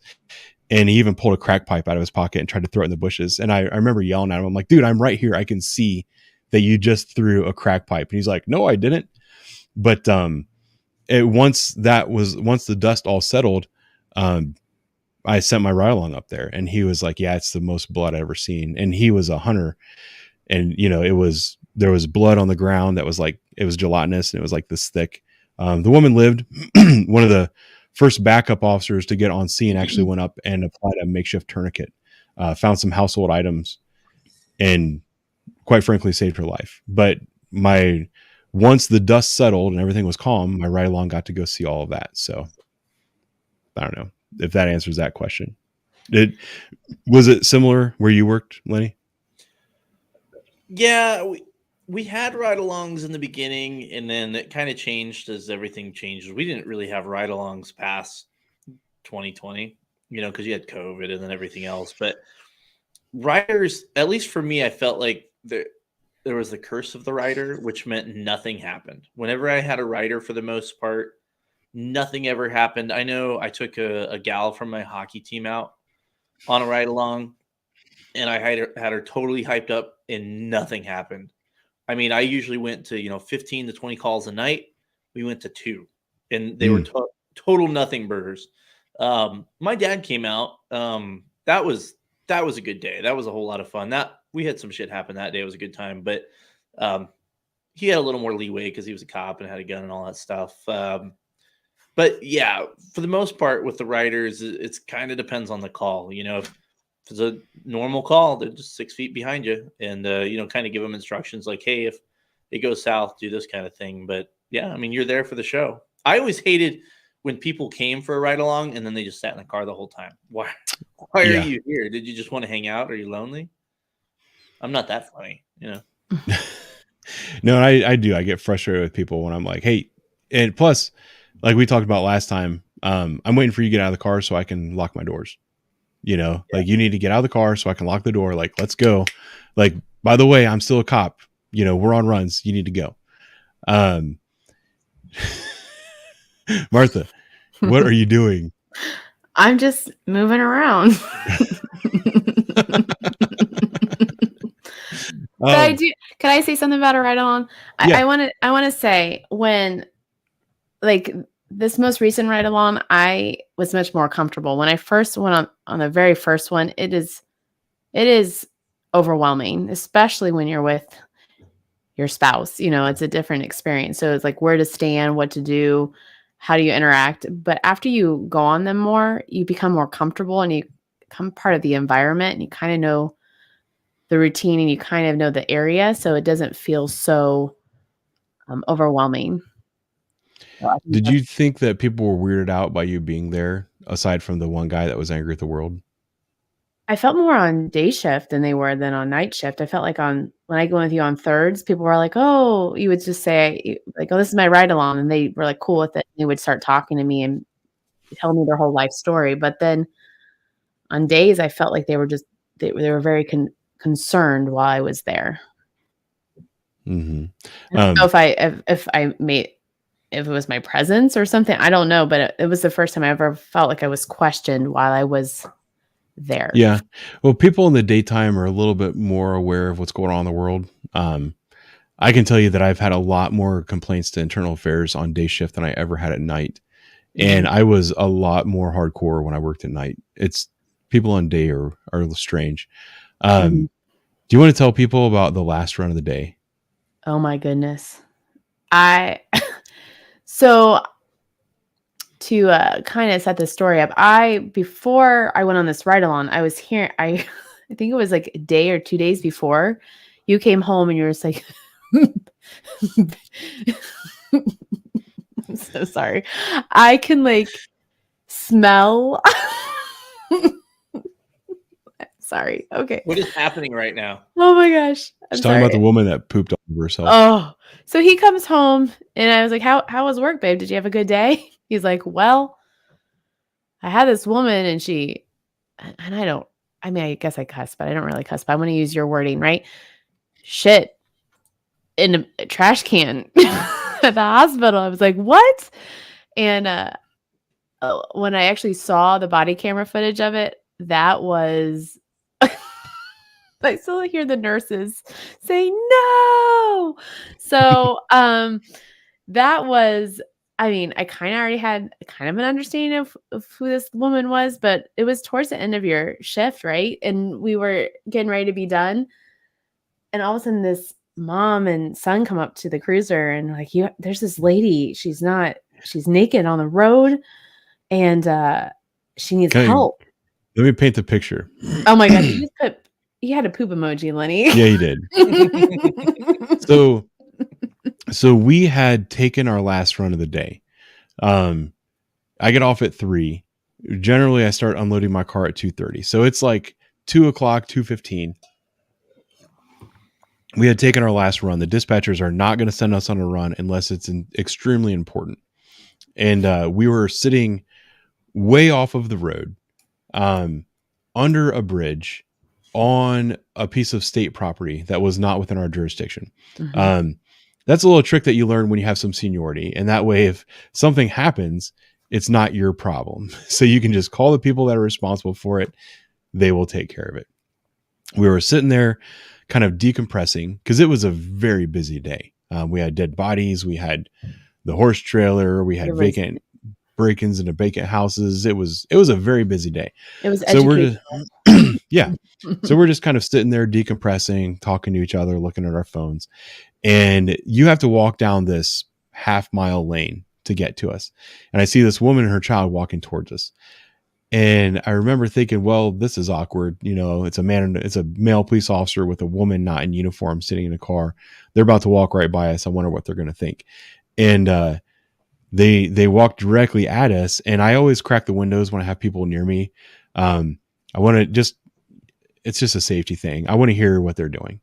And this woman gets right up to Martha's window and looks right in at us and starts talking. We're like, oh no.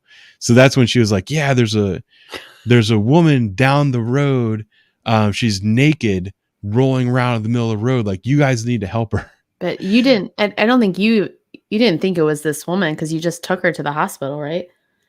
Yeah. Well, I would have had that kind of call is not super duper unusual, you know? But like, they had to seek us out. So yeah, so you can pick it up from there. But we were hiding and they found us in our hiding spot, which you've made memes about this many times over the years, you know, like you're trying to hide and then someone comes up to you with like a bunch of papers. Excuse me, officer, can you take this fraud report for me? Well, and Yeah, I mean, it was one of those. and for this mom and kid, I mean, she looked like frantic, you know, coming down. And by the time you got up there, when you pulled up onto Sing, is that what you call it? I don't even know. Call up to the woman. There was a good group of people up there trying to help her get clothed because she was just rolling around. I'm so sorry. I have seen a lot. And this woman pretty much was covered in poop from head to toe. And she had her arms up and she was just like, woo! It was like, oh my goodness. It was. And she was in a field, like on the side of the road, like where there's like tall grass. So I felt like there should be music playing. And she's doing and Ben and another officer were out there and they were trying to be as calm as they could with, and you could tell the smell was atrocious. I'm sorry. I just can't. when people call the police, they often exaggerate. So call about a woman naked laying in the middle of the road, flapping around. I was like, okay, like she might be down to her underwear or whatever. No, we pull up and she was completely naked and she was covered from head to toe in poop. And and there's like these older gentlemen standing around her, right? And they were trying to get her clothes on her. They felt awful. They were like, oh my God. they were trying to be hands off, but like they were terrified of what was going on. And this is something else that happens too, is that even if it's only one police officer, you can have 10 people on scene, like helping hold down a person. And then as soon as the first cop shows up, they're like, oh, the cops are here. They just let go. And that was kind of the situation I found myself in. But do you remember, I'll just say it, like you just looked at her right at me and you're like, I'm not getting out of the car. No. You just I usually get out and I know, but poops. Could you see very much when we were there? Oh, she was painted. It looked like someone took a brush, a brown paint, and literally went from, it looked like she rolled in mud. I don't know how, honestly, babe, how can someone get poop all over their body like that? Like, that's artistic or great. I don't know how you could even do that. It was on her toes, up to her neck, in her hair. I mean, did she poop and then rolled in it? Like, I don't understand. Like, I still can't figure it out. How she was so covered and it was old, right? It wasn't. It was crusty. There was a good. little bit of dry stuff going on there. Oh, I'm trying to find the actual video so I can point to everybody who this actual woman was. I mean, Um, oh my gosh, Lenny, you're cracking me. Wait, seriously? he does this when I'm not looking. Oh. Yeah, I pulled up and I was like, oh crap. Like this is Seriously. real. Seriously. But you didn't say crap, babe. No, I didn't, but I'm trying. And where is that freaking video? Oh, here she is. I mean, So, it was, and I think this is something too. She just went to the hospital literally 24 the day hours? before. Yeah, literally the day before. So she was released and she was Why are right they back letting into what she was people out? doing. Why are they letting people out that cannot take care of themselves? It's crazy. They don't care. That's the moral of the story.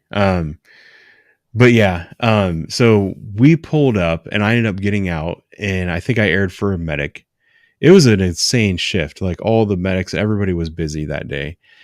And I'm trying to hold her down at arm's length. And I put gloves on before I even got near, thank God. And I remember I have this reputation that if I ask for another car, that means I need another car like right fucking now. Mm-hmm. And because I don't ask for another car ever. Like this run, the first run with her, I don't think I asked for another car. I can't remember. Well, didn't you ask for a car and a paramedic really fast? Yeah, I was like, hey, I think I got on the air, and I say weird things too when I'm stressed out, and I'm trying not to sound like I'm freaking out. But I grabbed my mic and I was like, hey, if the medics are gonna be a little while, I need a car as quickly as possible. Where I should have just hit my banner and be like, Well, run the car. but I think they knew because they came like the cavalry like showed. I think they knew by your tone. And the next officer that came, I don't know if he had gloves on. Oh, but he ended up I think I had her by the wrist because I didn't want to get the bottom half. So he ended up coming and grabbing her on the ankles, and she thought we were demons. And no, she was. No, she did. She said, No, you're totally Satan. did. I'm trying to figure out what could you hear it? Yeah, what was the phrase? Because I could not get that sound of her voice out of my head for like.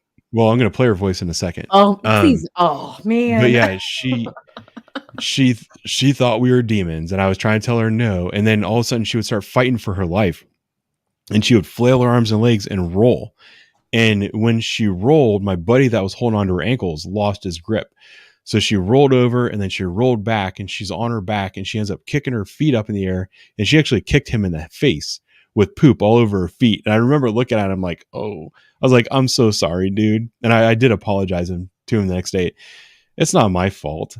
Like, I don't know. It is what it is. But here is the girl for those of you that don't remember. Oh, praise Jesus. This isn't the poop run. Oh. Okay. This is the day before. Where's your shirt? Oh, yes. Yeah. Well, Sorry. Is the volume all right, Yeah, guys? that's a good idea. No, there's my butt. No, stay here. Shirt on. Thank you. We're running away Where are you running away to? from the blood. From what? Blood. well, isn't No, this no, too no, like? no, don't do that. I'm sorry. Hey, no. Oh.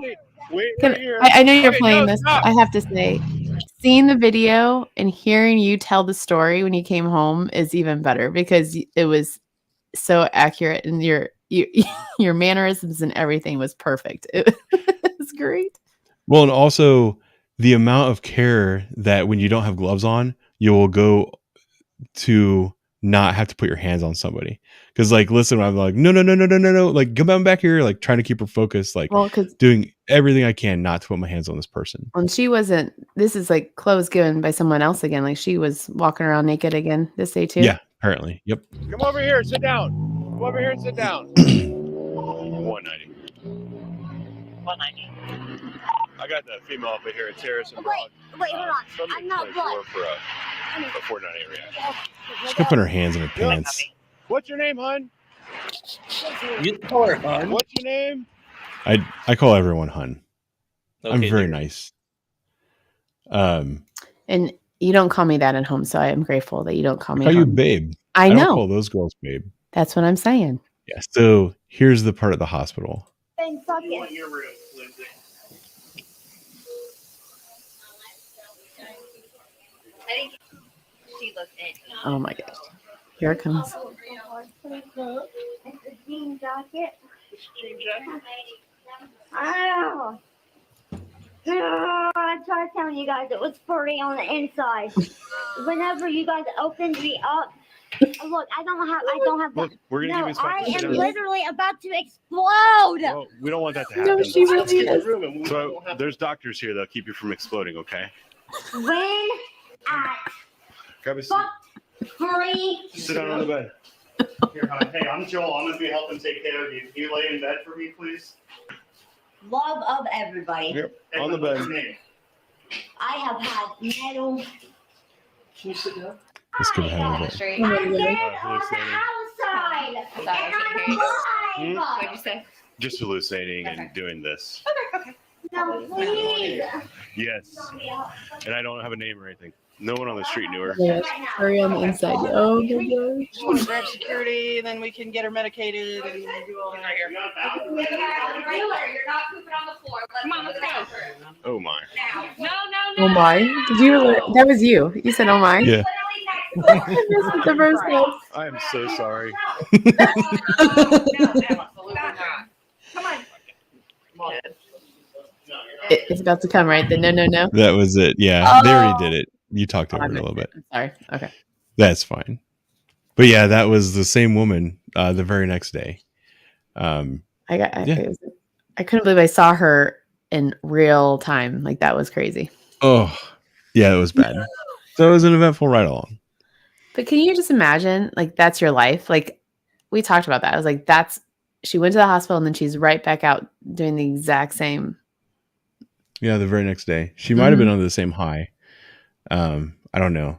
I've seen her a couple times on the street since then. And I wanted to stop her to get her real name so that I have it because I know I'm going to see her again. But every time I flip around, she just disappears. So I haven't had a chance to follow up with her. You guys want an update on what's going on in my life right now? I would love an update on what's going on in your life. My Ooh. dog ate some glass. Oh, no. I heard crying upstairs and I texted my wife to make sure everything's okay. She's like, oh, the dog ate some glass. So it's- No. Yeah. That just happened? Yeah. Okay. Well, No pain, no that'll gain. be, Bet she won't do that again. that'll be interesting in about 15 minutes. Yeah. Oh my goodness. What type of dog do you have? I'm pretty sure it was the bloodhound that did that. Oh, She is not very smart, apparently. But she was eating something, which I'm sure the kids left out. And I have a lot of questions on how the dog got glass. Well, that was my next question. Where did the glass come from? I don't know. I'm really curious, but apparently her mouth is bleeding, and I may get to take a visit to the vet. Actually, my wife will take a visit to the vet because I'm drinking. So good call. Oh my goodness. Just like the boss can't call you into work with you mid drinking either. exactly, wise move. That's funny. Were there any more questions for my wife on YouTube or that you guys in chat might have? I'm trying to think.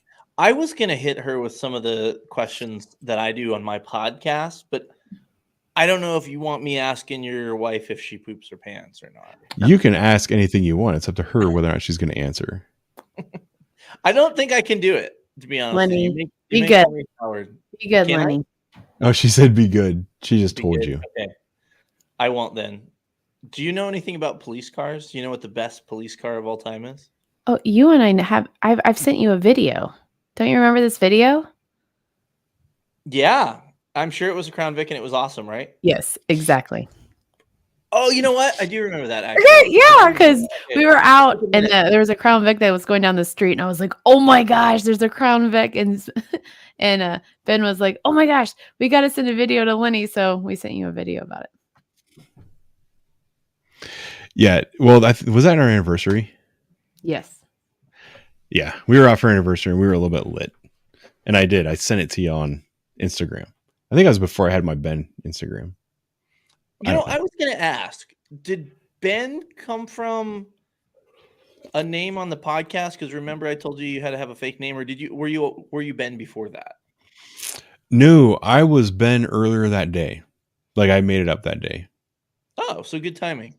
Yeah, because I was telling a story on a video, and I think I straight up told people, I'm like, I'm not going to tell you my real name. Let's go with Ben. And then on the podcast that night, you were like, what do you want me to call you? And I was like, let's go with Ben. So But now no, I'm Ben. you're really Ben. Yeah, I am. I have 100%. like 3 aliases. I have my Facebook name, I have my real name, and then I have Lenny, and sometimes Larry, depending on how long you followed me. It gets confusing sometimes. I miss Larry because I thought that the Ben and Larry show would be great. We'll see what happens at the end of the month. Because and the thumbnail I made for Ben and Lenny, a couple of people did comment. They're like, "Oh my god, I thought this was ice cream." I was like, And I'm gonna interrupt you guys. Lenny, you have a question here. Someone says they've never seen you before, and they want to know if you have a YouTube channel and how long you've known Ben. So I have a YouTube channel. I don't highly recommend it. It's pretty bad. I was wearing masks and making memes. You can go watch it. It's good entertainment. It's just under Poorly Made Police memes. But my main forte is Instagram and Facebook. I make shitty memes, and I have a podcast. I met Ben. What has it probably been a year now, huh? Give or take. it was just before you started the podcast. Is the first time I reached out to you. Okay.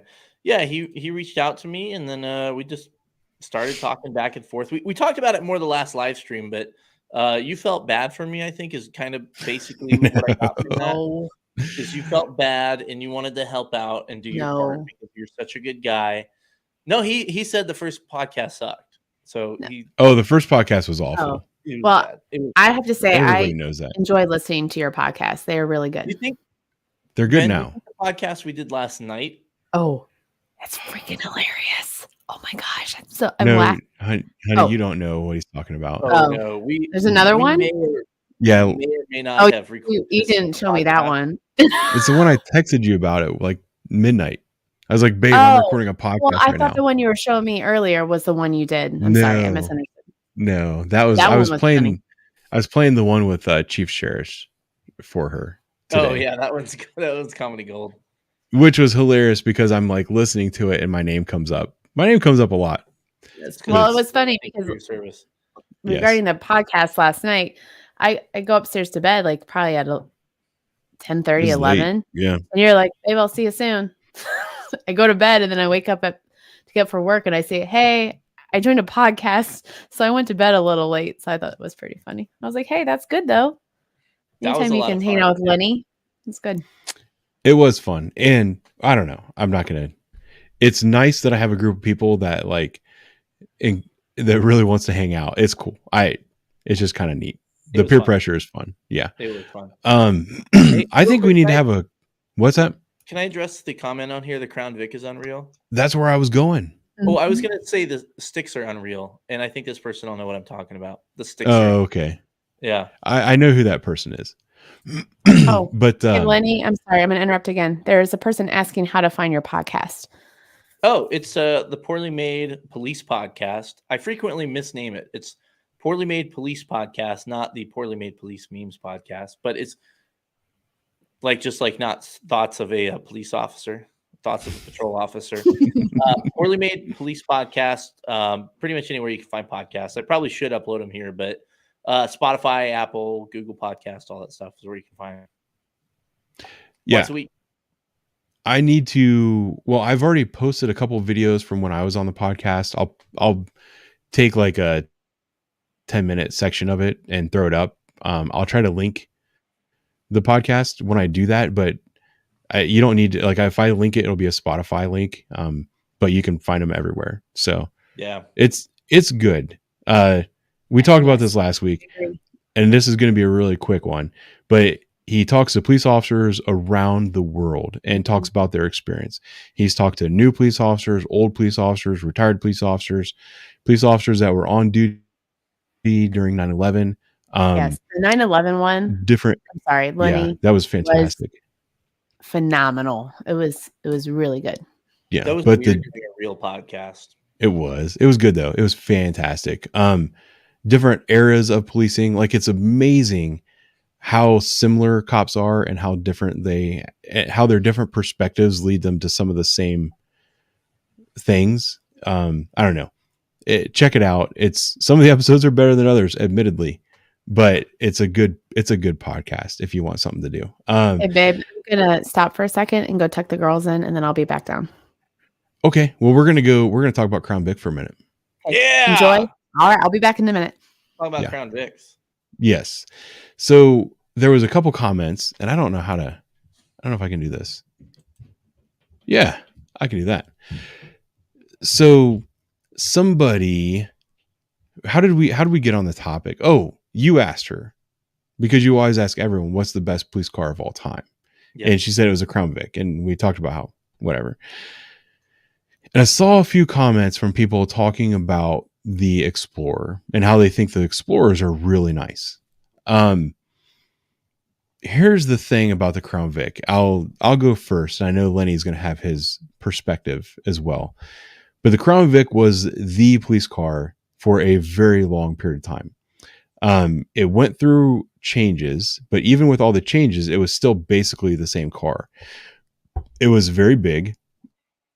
It had a trunk in it that you could put damn near anything you wanted in the trunk. That's what she said. You could fit bad guys in the back seat of that car. You could fit 2 officers in the front seat very well. The seat was like super roomy. You could stretch out in that car. It was just great. It had a dependable engine in it, and that thing just went. When it went down the road and somebody was getting on it, you could tell they were getting on it, and it sounded glorious. It was built with old school technology. So the steering and the brakes and everything were like actual cables attached to things. You could feel it when you were driving. It makes a difference. The new Explorers they're nice vehicles. The one that I drive on a regular basis is a hybrid. When it works, it's a very nice car. It has a stereo in it, so I can listen to the podcast when I'm at work. The temperature control works. It's high off the ground. It doesn't get stuck. It's all-wheel drive. But it breaks down a lot. And when it breaks down, it takes a very long time to get that car back.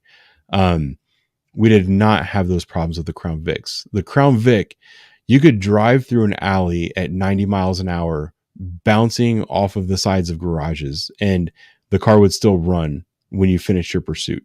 The Explorers, if you hit a pothole, there's a good chance it's just going to turn itself off and you're done.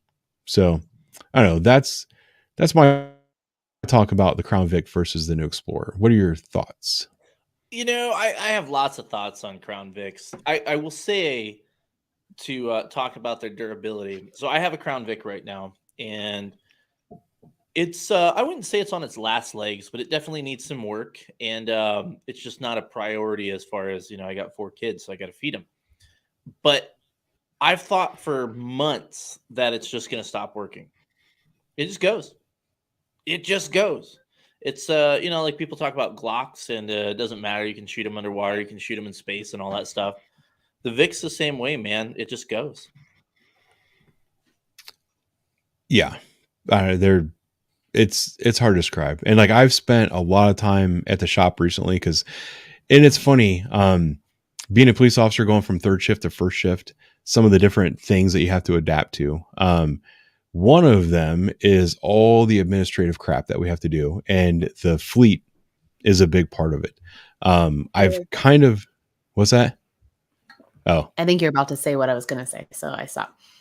Oh, but like, I've basically become like the fleet liaison for my precinct, to go down and to keep tabs on the trucks, on the cars, and talking to those guys and the problems that they have with them. It's insane. And the other good thing about the Crown Vics, it's just like when I was in the military, when a vehicle broke, you could just rip a part off of another vehicle and stick it on there. You can't do that with the new vehicles.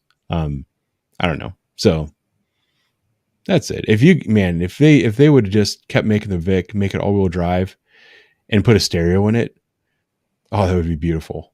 Well, speaking of the Crown Vic, I remember when that was what you drove when you first started, right? So I think, I don't know, maybe you're doing special duty or something. The girls got to see you in a Crown Vic, and they thought that was so great. They were like, "Oh my gosh, look at this cruiser!" Like it was pretty epic. It was a neat thing to see.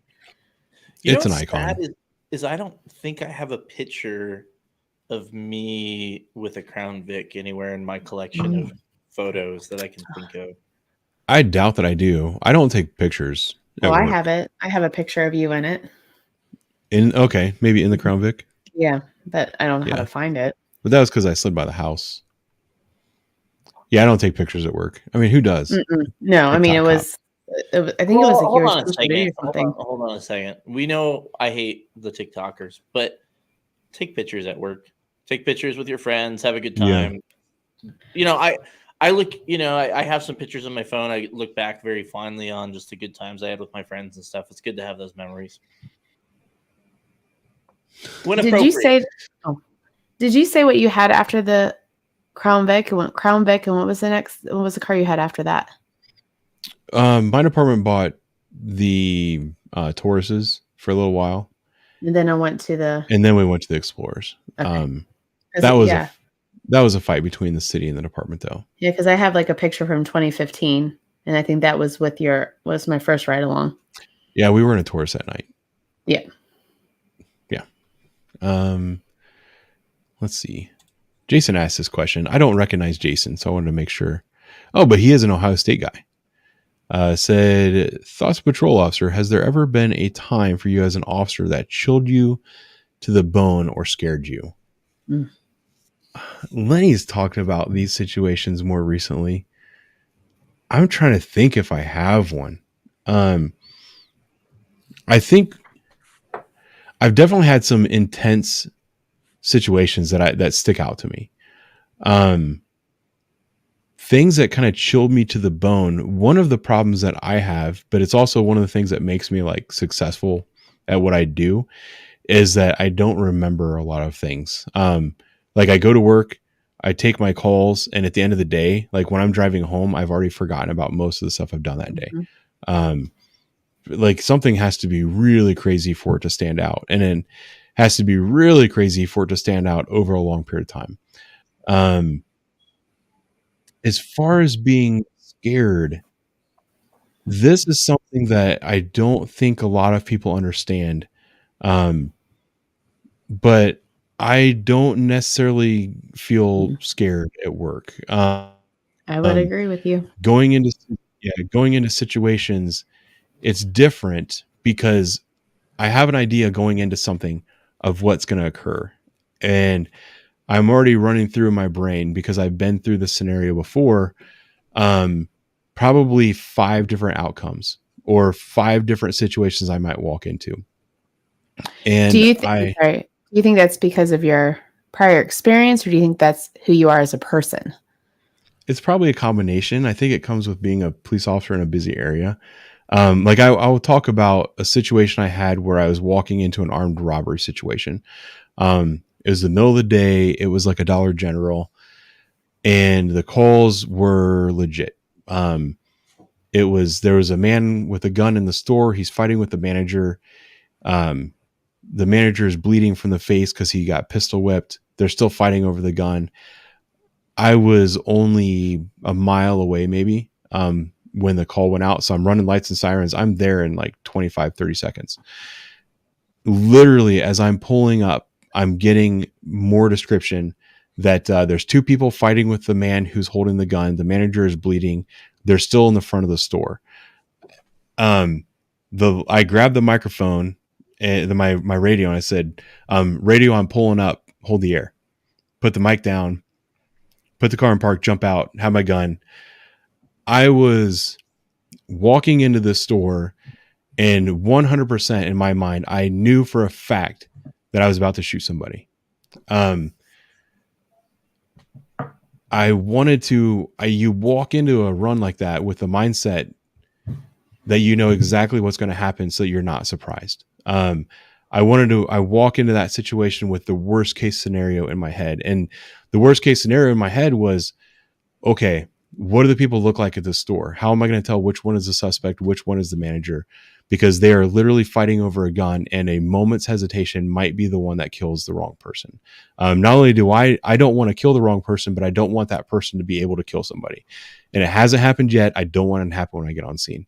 So, I mean, I walked into the store with my gun up, my eyes were on my sights, and I'm looking for someone to shoot. There's a delay between the radio call and what's actually going on.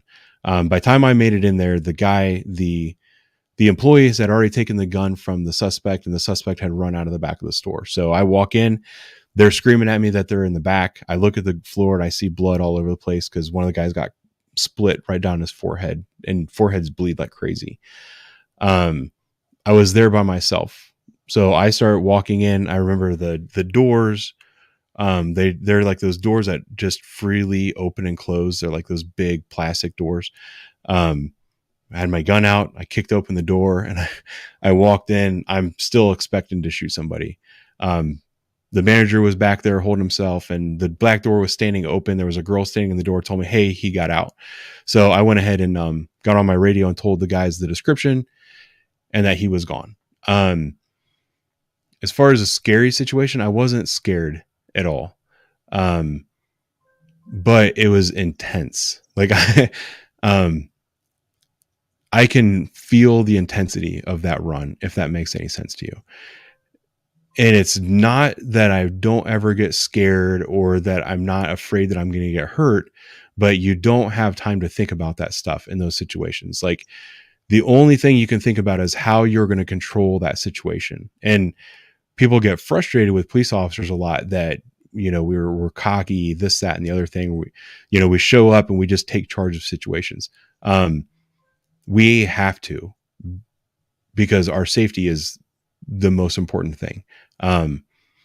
So I don't know if that answered your question, but that's the mindset that I go into it. I legitimately don't know that I've ever been scared at work, but I've been in some very intense situations that I thought were going to go sideways. And fortunately for me, everything's always worked out. So Well, you've experienced where you thought people were dead and they weren't dead, and it's just too thin.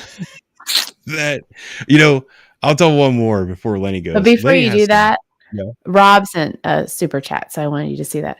And I thought it was Yeah, I pretty see cool it. what he said. We talk. I see his comments all the time. There's a couple more I didn't highlight. So we don't agree all the time, but I love this channel. Bring from California. You have a great outlook for the city. Stay safe. Thank you very much, Rob. You're always there. You're always making your comments, and I do appreciate them. Here's a story. And also, I do want to say, Lenny, I do like the mustache. Thank you for doing that tonight. 2 hours into it, but you're welcome for my service. I was hoping that you would get liquored up enough that you'd put on your ball cap and the mustache. Me? Yeah. Oh, no. No, she's too scared. Wait. Did she get the mustache too? I put it in her favorites, and she's refusing. It was an option for this evening, but I also maybe put if in I like come the back, cute maybe princess. I'll do it. We'll Put see. on the little princess thing so people have an idea of what you look like. The princess thing? Yeah. I don't even know how to do that, honey. How do I switch? Just click the Snapchat at the bottom of the screen, and then She's click totally the. gonna do a face reveal because No, I am, because it's All not right, there don't anymore. worry about it. Okay. Yeah. So, and I had another one years ago. I was a pretty new officer. Probably had two years on the street. It was funny because on this particular night there was a shooting that happened, or a shooting call that went out on a precinct just south of me, and all hell broke loose. Everybody was going there. It was at a government housing apartment complex. So the officers that arrived on scene started screaming that they needed more cars. They couldn't figure out what was going on. So more cars and more resources are heading that way. The dispatcher, I think, aired for my car, and I was working the wagon that night and said, "Can I get you guys back on A?" I flip back on A, and she's like, yeah, there is a burglary in progress call over on this street. 2 women are hiding in a back bedroom, said that glass broke and they heard someone come into their apartment. They're refusing to come out and see what's going on. So my buddy and I jumped in the wagon and drove straight there. We didn't get our equipment. I didn't have my paperwork. I didn't have my gloves. I didn't have anything. I just had a vehicle with whatever is in that vehicle. We drive to scene. We pull up. It's like a row of apartments, and there's a broken window, and there is blood all over this window. It's kind of high up. I think it was like 6-7 feet up in the air, and we can't see in. We go to the door is locked. So we ask radio, and we're back on a back channel because there's a shooting going on, a major shooting scene happening very close to us, and they're tying up all the resources. So I go back, I'm like, hey, can you call the caller back? Have them come to the door. We hear inside a phone ring, and then we hear people kind of moving through the apartment. I hear these blood curdling screams. Someone opens the door and then back away. We go in, and I don't know if you guys will be able to see it very well.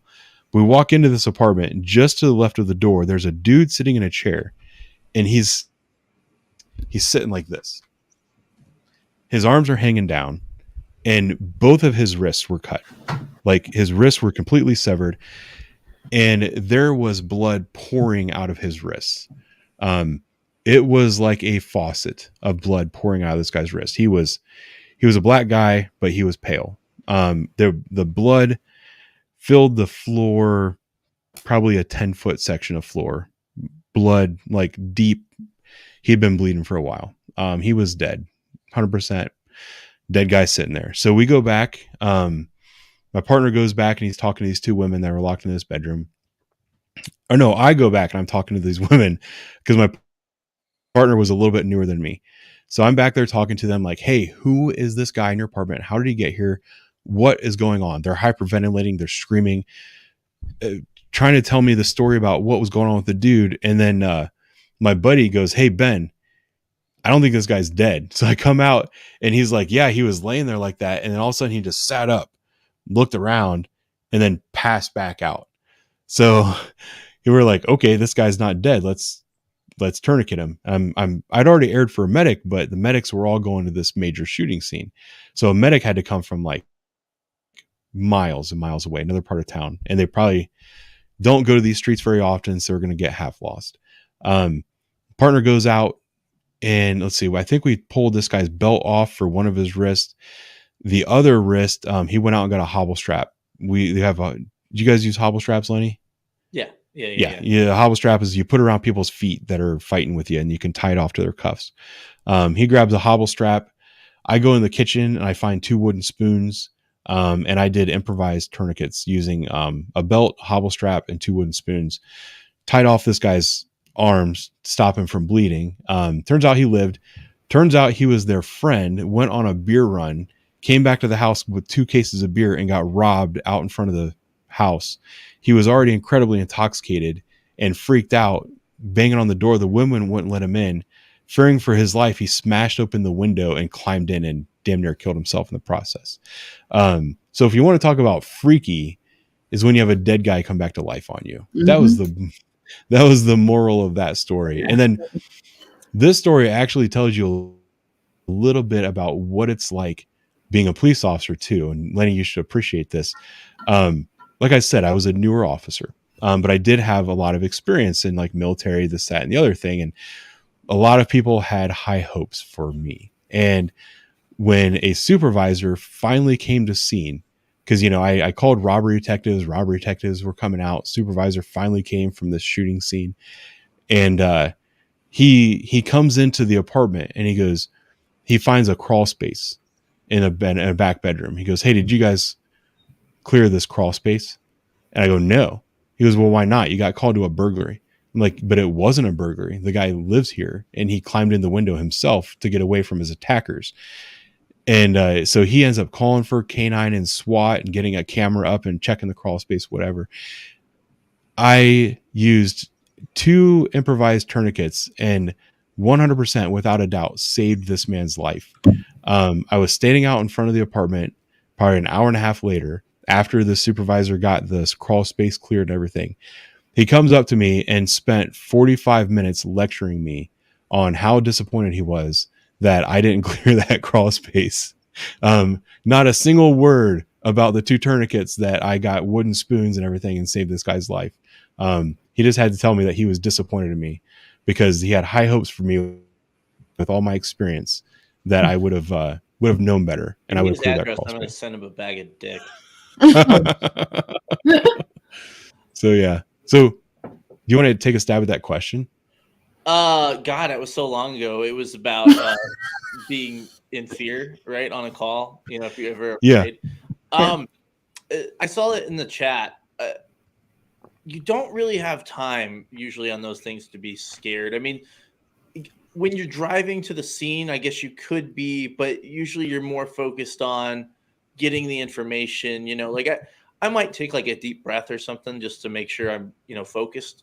But there's really not time to be scared, I guess. And I'm not going to go and say I've never been scared. I can't remember a time where it like overtook me, but I think in the back of your head, you're like, oh, this could be a little bit hairy, but you don't really have time to deal with that because if you're more concerned about being scared and not focused on what the task is at hand, you're probably going to be in a lot of trouble. You know, like I had a time where, you know, without, you know, it's getting a little late, so I'm not going to go into the whole story, but I had a guy that pointed a gun at me and had a pretty clear shot at me and he had a malfunction. And as it happened, you know, my reaction was to get out of the way of things. And as that call evolved, you know, I had a second, you know, I was first in the pursuit and then that happened. And then somebody else took first, just based on kind of how that worked. And so I was, you know, a little further back in the stack. I think it was 3. And I remember just kind of taking a second, just holy shit, did that just fucking happen? But that was about it. And then you're right back into it. You know, afterwards, yeah, then you kind of sit back and say, oh, fuck, that could have been really, really bad. I had a guy that I put a tourniquet on. He was in a bathtub, you know, like picture a horror movie in a bathtub. It's basically, you know, it looks like it's filled with blood, but you know, there was water in there too, you know? And, you know, we pull him out and I put a tourniquet on him. And this is how policing can be. It was so busy of a day. The area car was, you know, getting him to the hospital and there's more calls pending. I never got my tourniquet back. Never found out what happened. I just had to go to the next call. Wrote a short little report. No idea what that guy's name was. That is what it is, you know? Yeah, that's something that I see that in my videos a lot. Like people are always demanding follow-up. Like, I want to know what happened to this person, blah, blah, blah. We don't know. Like unless I see you on the street, on a later date or date and time, whatever, I remember and I ask you about it or something, we never find out about these people. It's not our role as patrol officers. And people think it leaves you hanging, but I don't know. It doesn't leave me hanging. I don't have time to care. I think I made a video about that. You know, it's not that we don't or that we're not capable. It's just that I don't have time. And if I cared deeply about every person that I interacted with, it would absolutely destroy me. So yeah, absolutely. I think we're at a pretty good spot to end it. Martha, you're muted, so I don't know if you're here. Oh, there you are. I was just letting you guys chat. Were there any other questions for Martha? Well, the one and only Michelle was saying that she hopes we answered her questions, but I don't know what her questions were. Let's see. I'm going to go back to the video. She had a question, but about her, I want to say husband who's in the process. Yeah. You might have to remind us, Michelle, while I look. Let's see. Okay. I don't wait to see it and catch the live in the hospital. Sally Samsonite, you were way off. So hoping you would do this. So Lenny, did I do a okay job this evening? No, you did shit. Oh, No, man. you did good. You did really good. I was impressed. First timer, it was way better than my first podcast. I can tell you that for a Oh, fact. You I did was, excellent. I mean, being married to this man, I was like high expectations. I was hoping I didn't like fail too bad. No, it's good. I'm just okay at talking to people, and it doesn't come as natural to everybody. She asked because her husband is in the process, and I'm only reading like every other word because I'm listening as well. She wants to know if you have any advice for people whose husbands are about to become police officers and how you can be a good supportive police wife. Do you have any advice? Okay, I'm sorry. Say that one more time. I was reading a comment about someone who has similar child with autism. Sorry, I got distracted. I apologize. Her No, husband you're is not doing a good job. yeah. Her husband's in the process. He's going to be a police officer soon, if everything works out. She wants to know if you have any advice for someone who's going to be a police wife that is new to this world. Listen, I think that's the best thing you can do. I mean, when he's going through the process and things like that, you just have to listen and be supportive and have an understanding that your world's going to shift.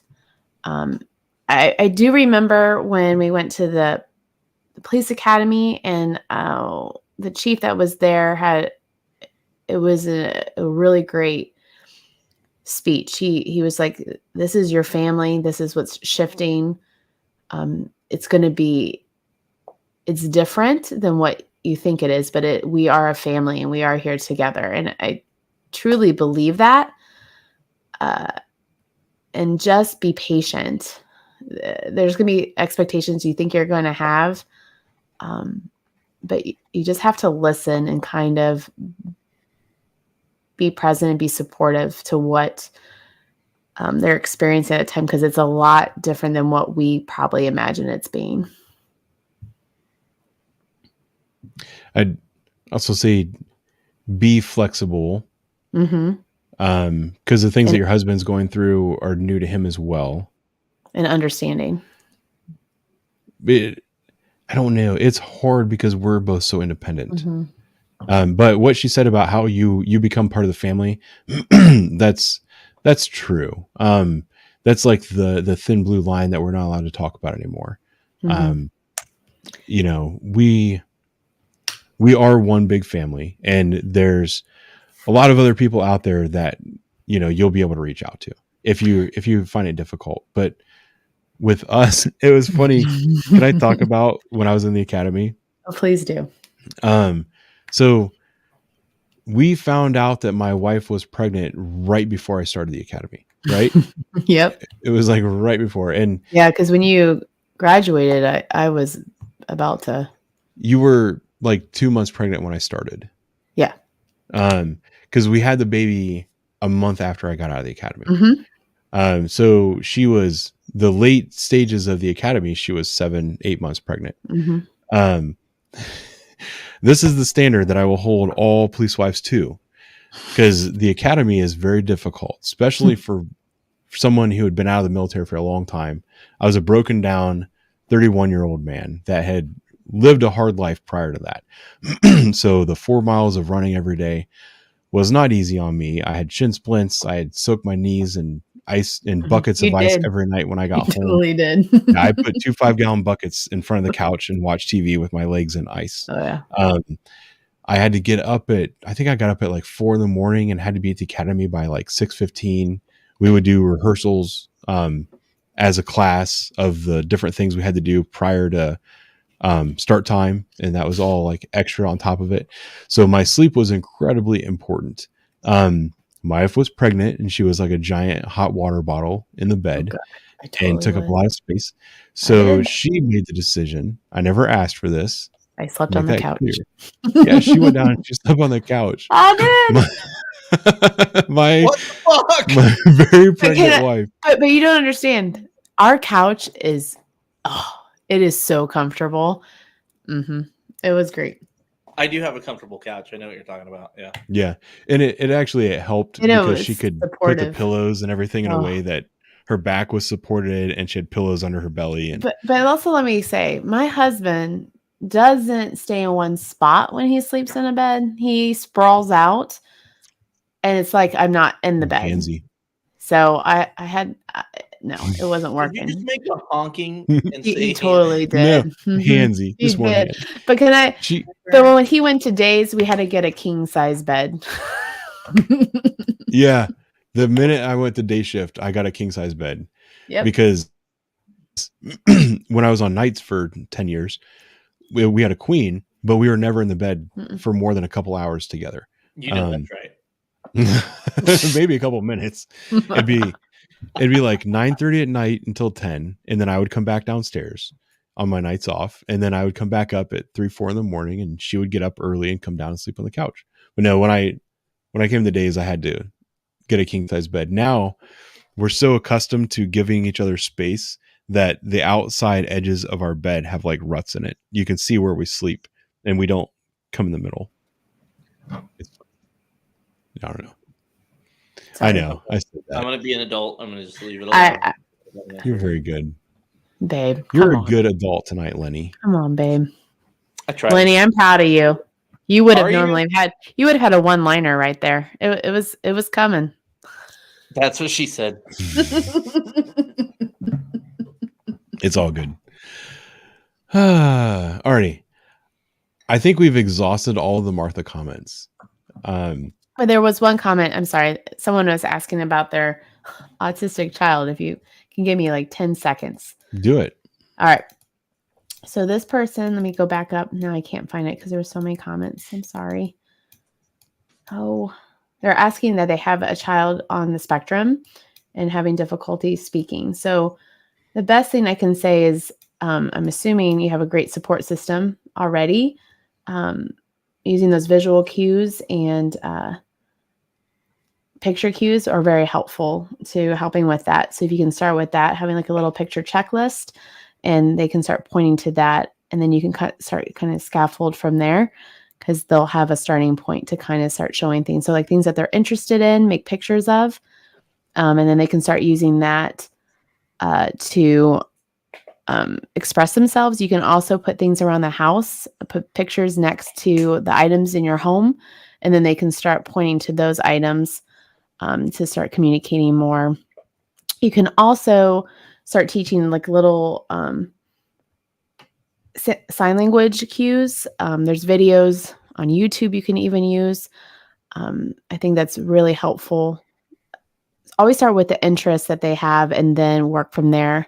If you have, you can even go to like images online and just kind of type in like clip art, things like that. And then you can start using that for pictures in your home to kind of start doing. You can make flashcards and things like that, and matching the pictures to items in your home or things like keywords you want them to use is very helpful, and they'll feel confident with those strategies. And then you can go from there and start using phrases and things like that. So visual cues are very helpful to use. There's my 2 cents of intervention world knowledge. Oh, that sounds accurate to me. What do you think, Lenny? Yeah. Yeah, I Speaking just, of foreign language, I feel for the folks that, you know, it's hard. You know, kids are tough as it is, and then, you know, you add that in, it's tough. So my hat is literally and figuratively off to them. Yeah.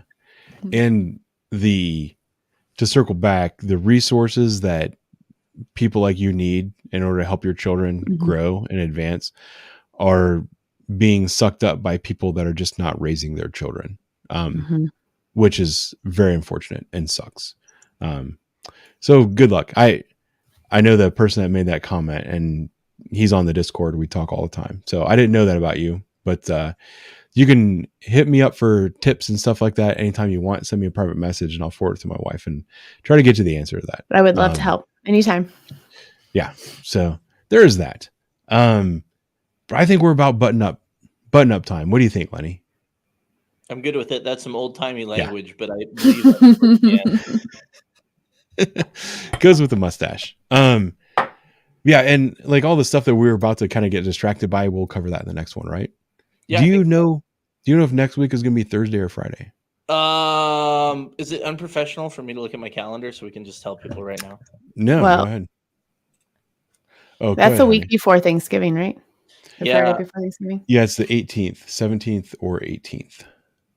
My kid, I would say probably Thursday the 17th because my kid has sports ball out of town on Friday night.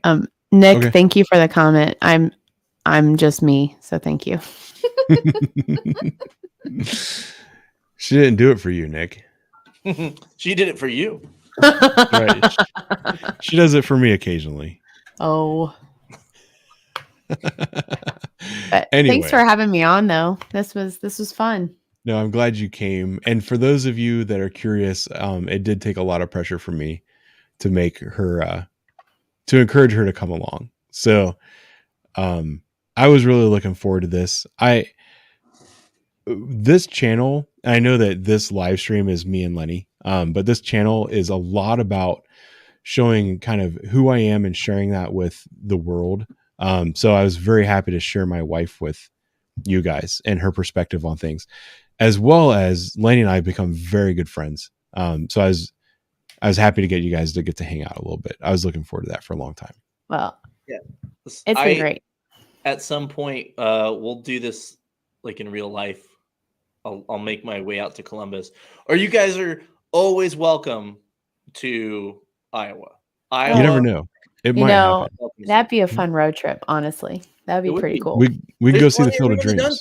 Plenty of room. Really? Are you that close? Are you being facetious? Are you close to the Field of Dreams? Oh no! It's Iowa's bigger than everybody thinks. It's that's what she said. The state from it. Oh. That is what it is. Yeah. Yeah, I'm very far. I do want to go to the Field of Dreams, though. I think that'd be really cool. Well, I think you've never been there. Cool. Never been. Because you're a huge baseball guy. Not as much as I used to be, but I try to stay in it as much as I can. It's hard with. That's what she said. Yes, that is my line. But yes, correct. It's not yours. It's Michael Scott's line. Oh my gosh! Yes. Seriously. It's true. Anyway, and I finally get those jokes. I didn't watch The Office until I met my husband. Yes, I've brought so much pleasure to her life. It's been unbelievable. That's what she said. Mm-hmm. I wanted to say thank you to everybody who dropped a super chat, and a couple people dropped multiple, like Brent. I know what you do for a living. I know that you're a hardworking man. I know how much your money means to you. And from the bottom of my heart, I really do appreciate all of the super chats that you drop on me. I notice them, like I don't always see them because of the way technology works, but I know that you're always there. I really appreciate it. And everybody else, if we missed one, I apologize. But these are being shared between Lenny and I. We greatly appreciate this. It helps us do some of the things that we like to do. It helps relieve some of the stress that I bring on myself by spending all of my time off on YouTube. So thank you very much, guys. Thank you, everybody that showed up.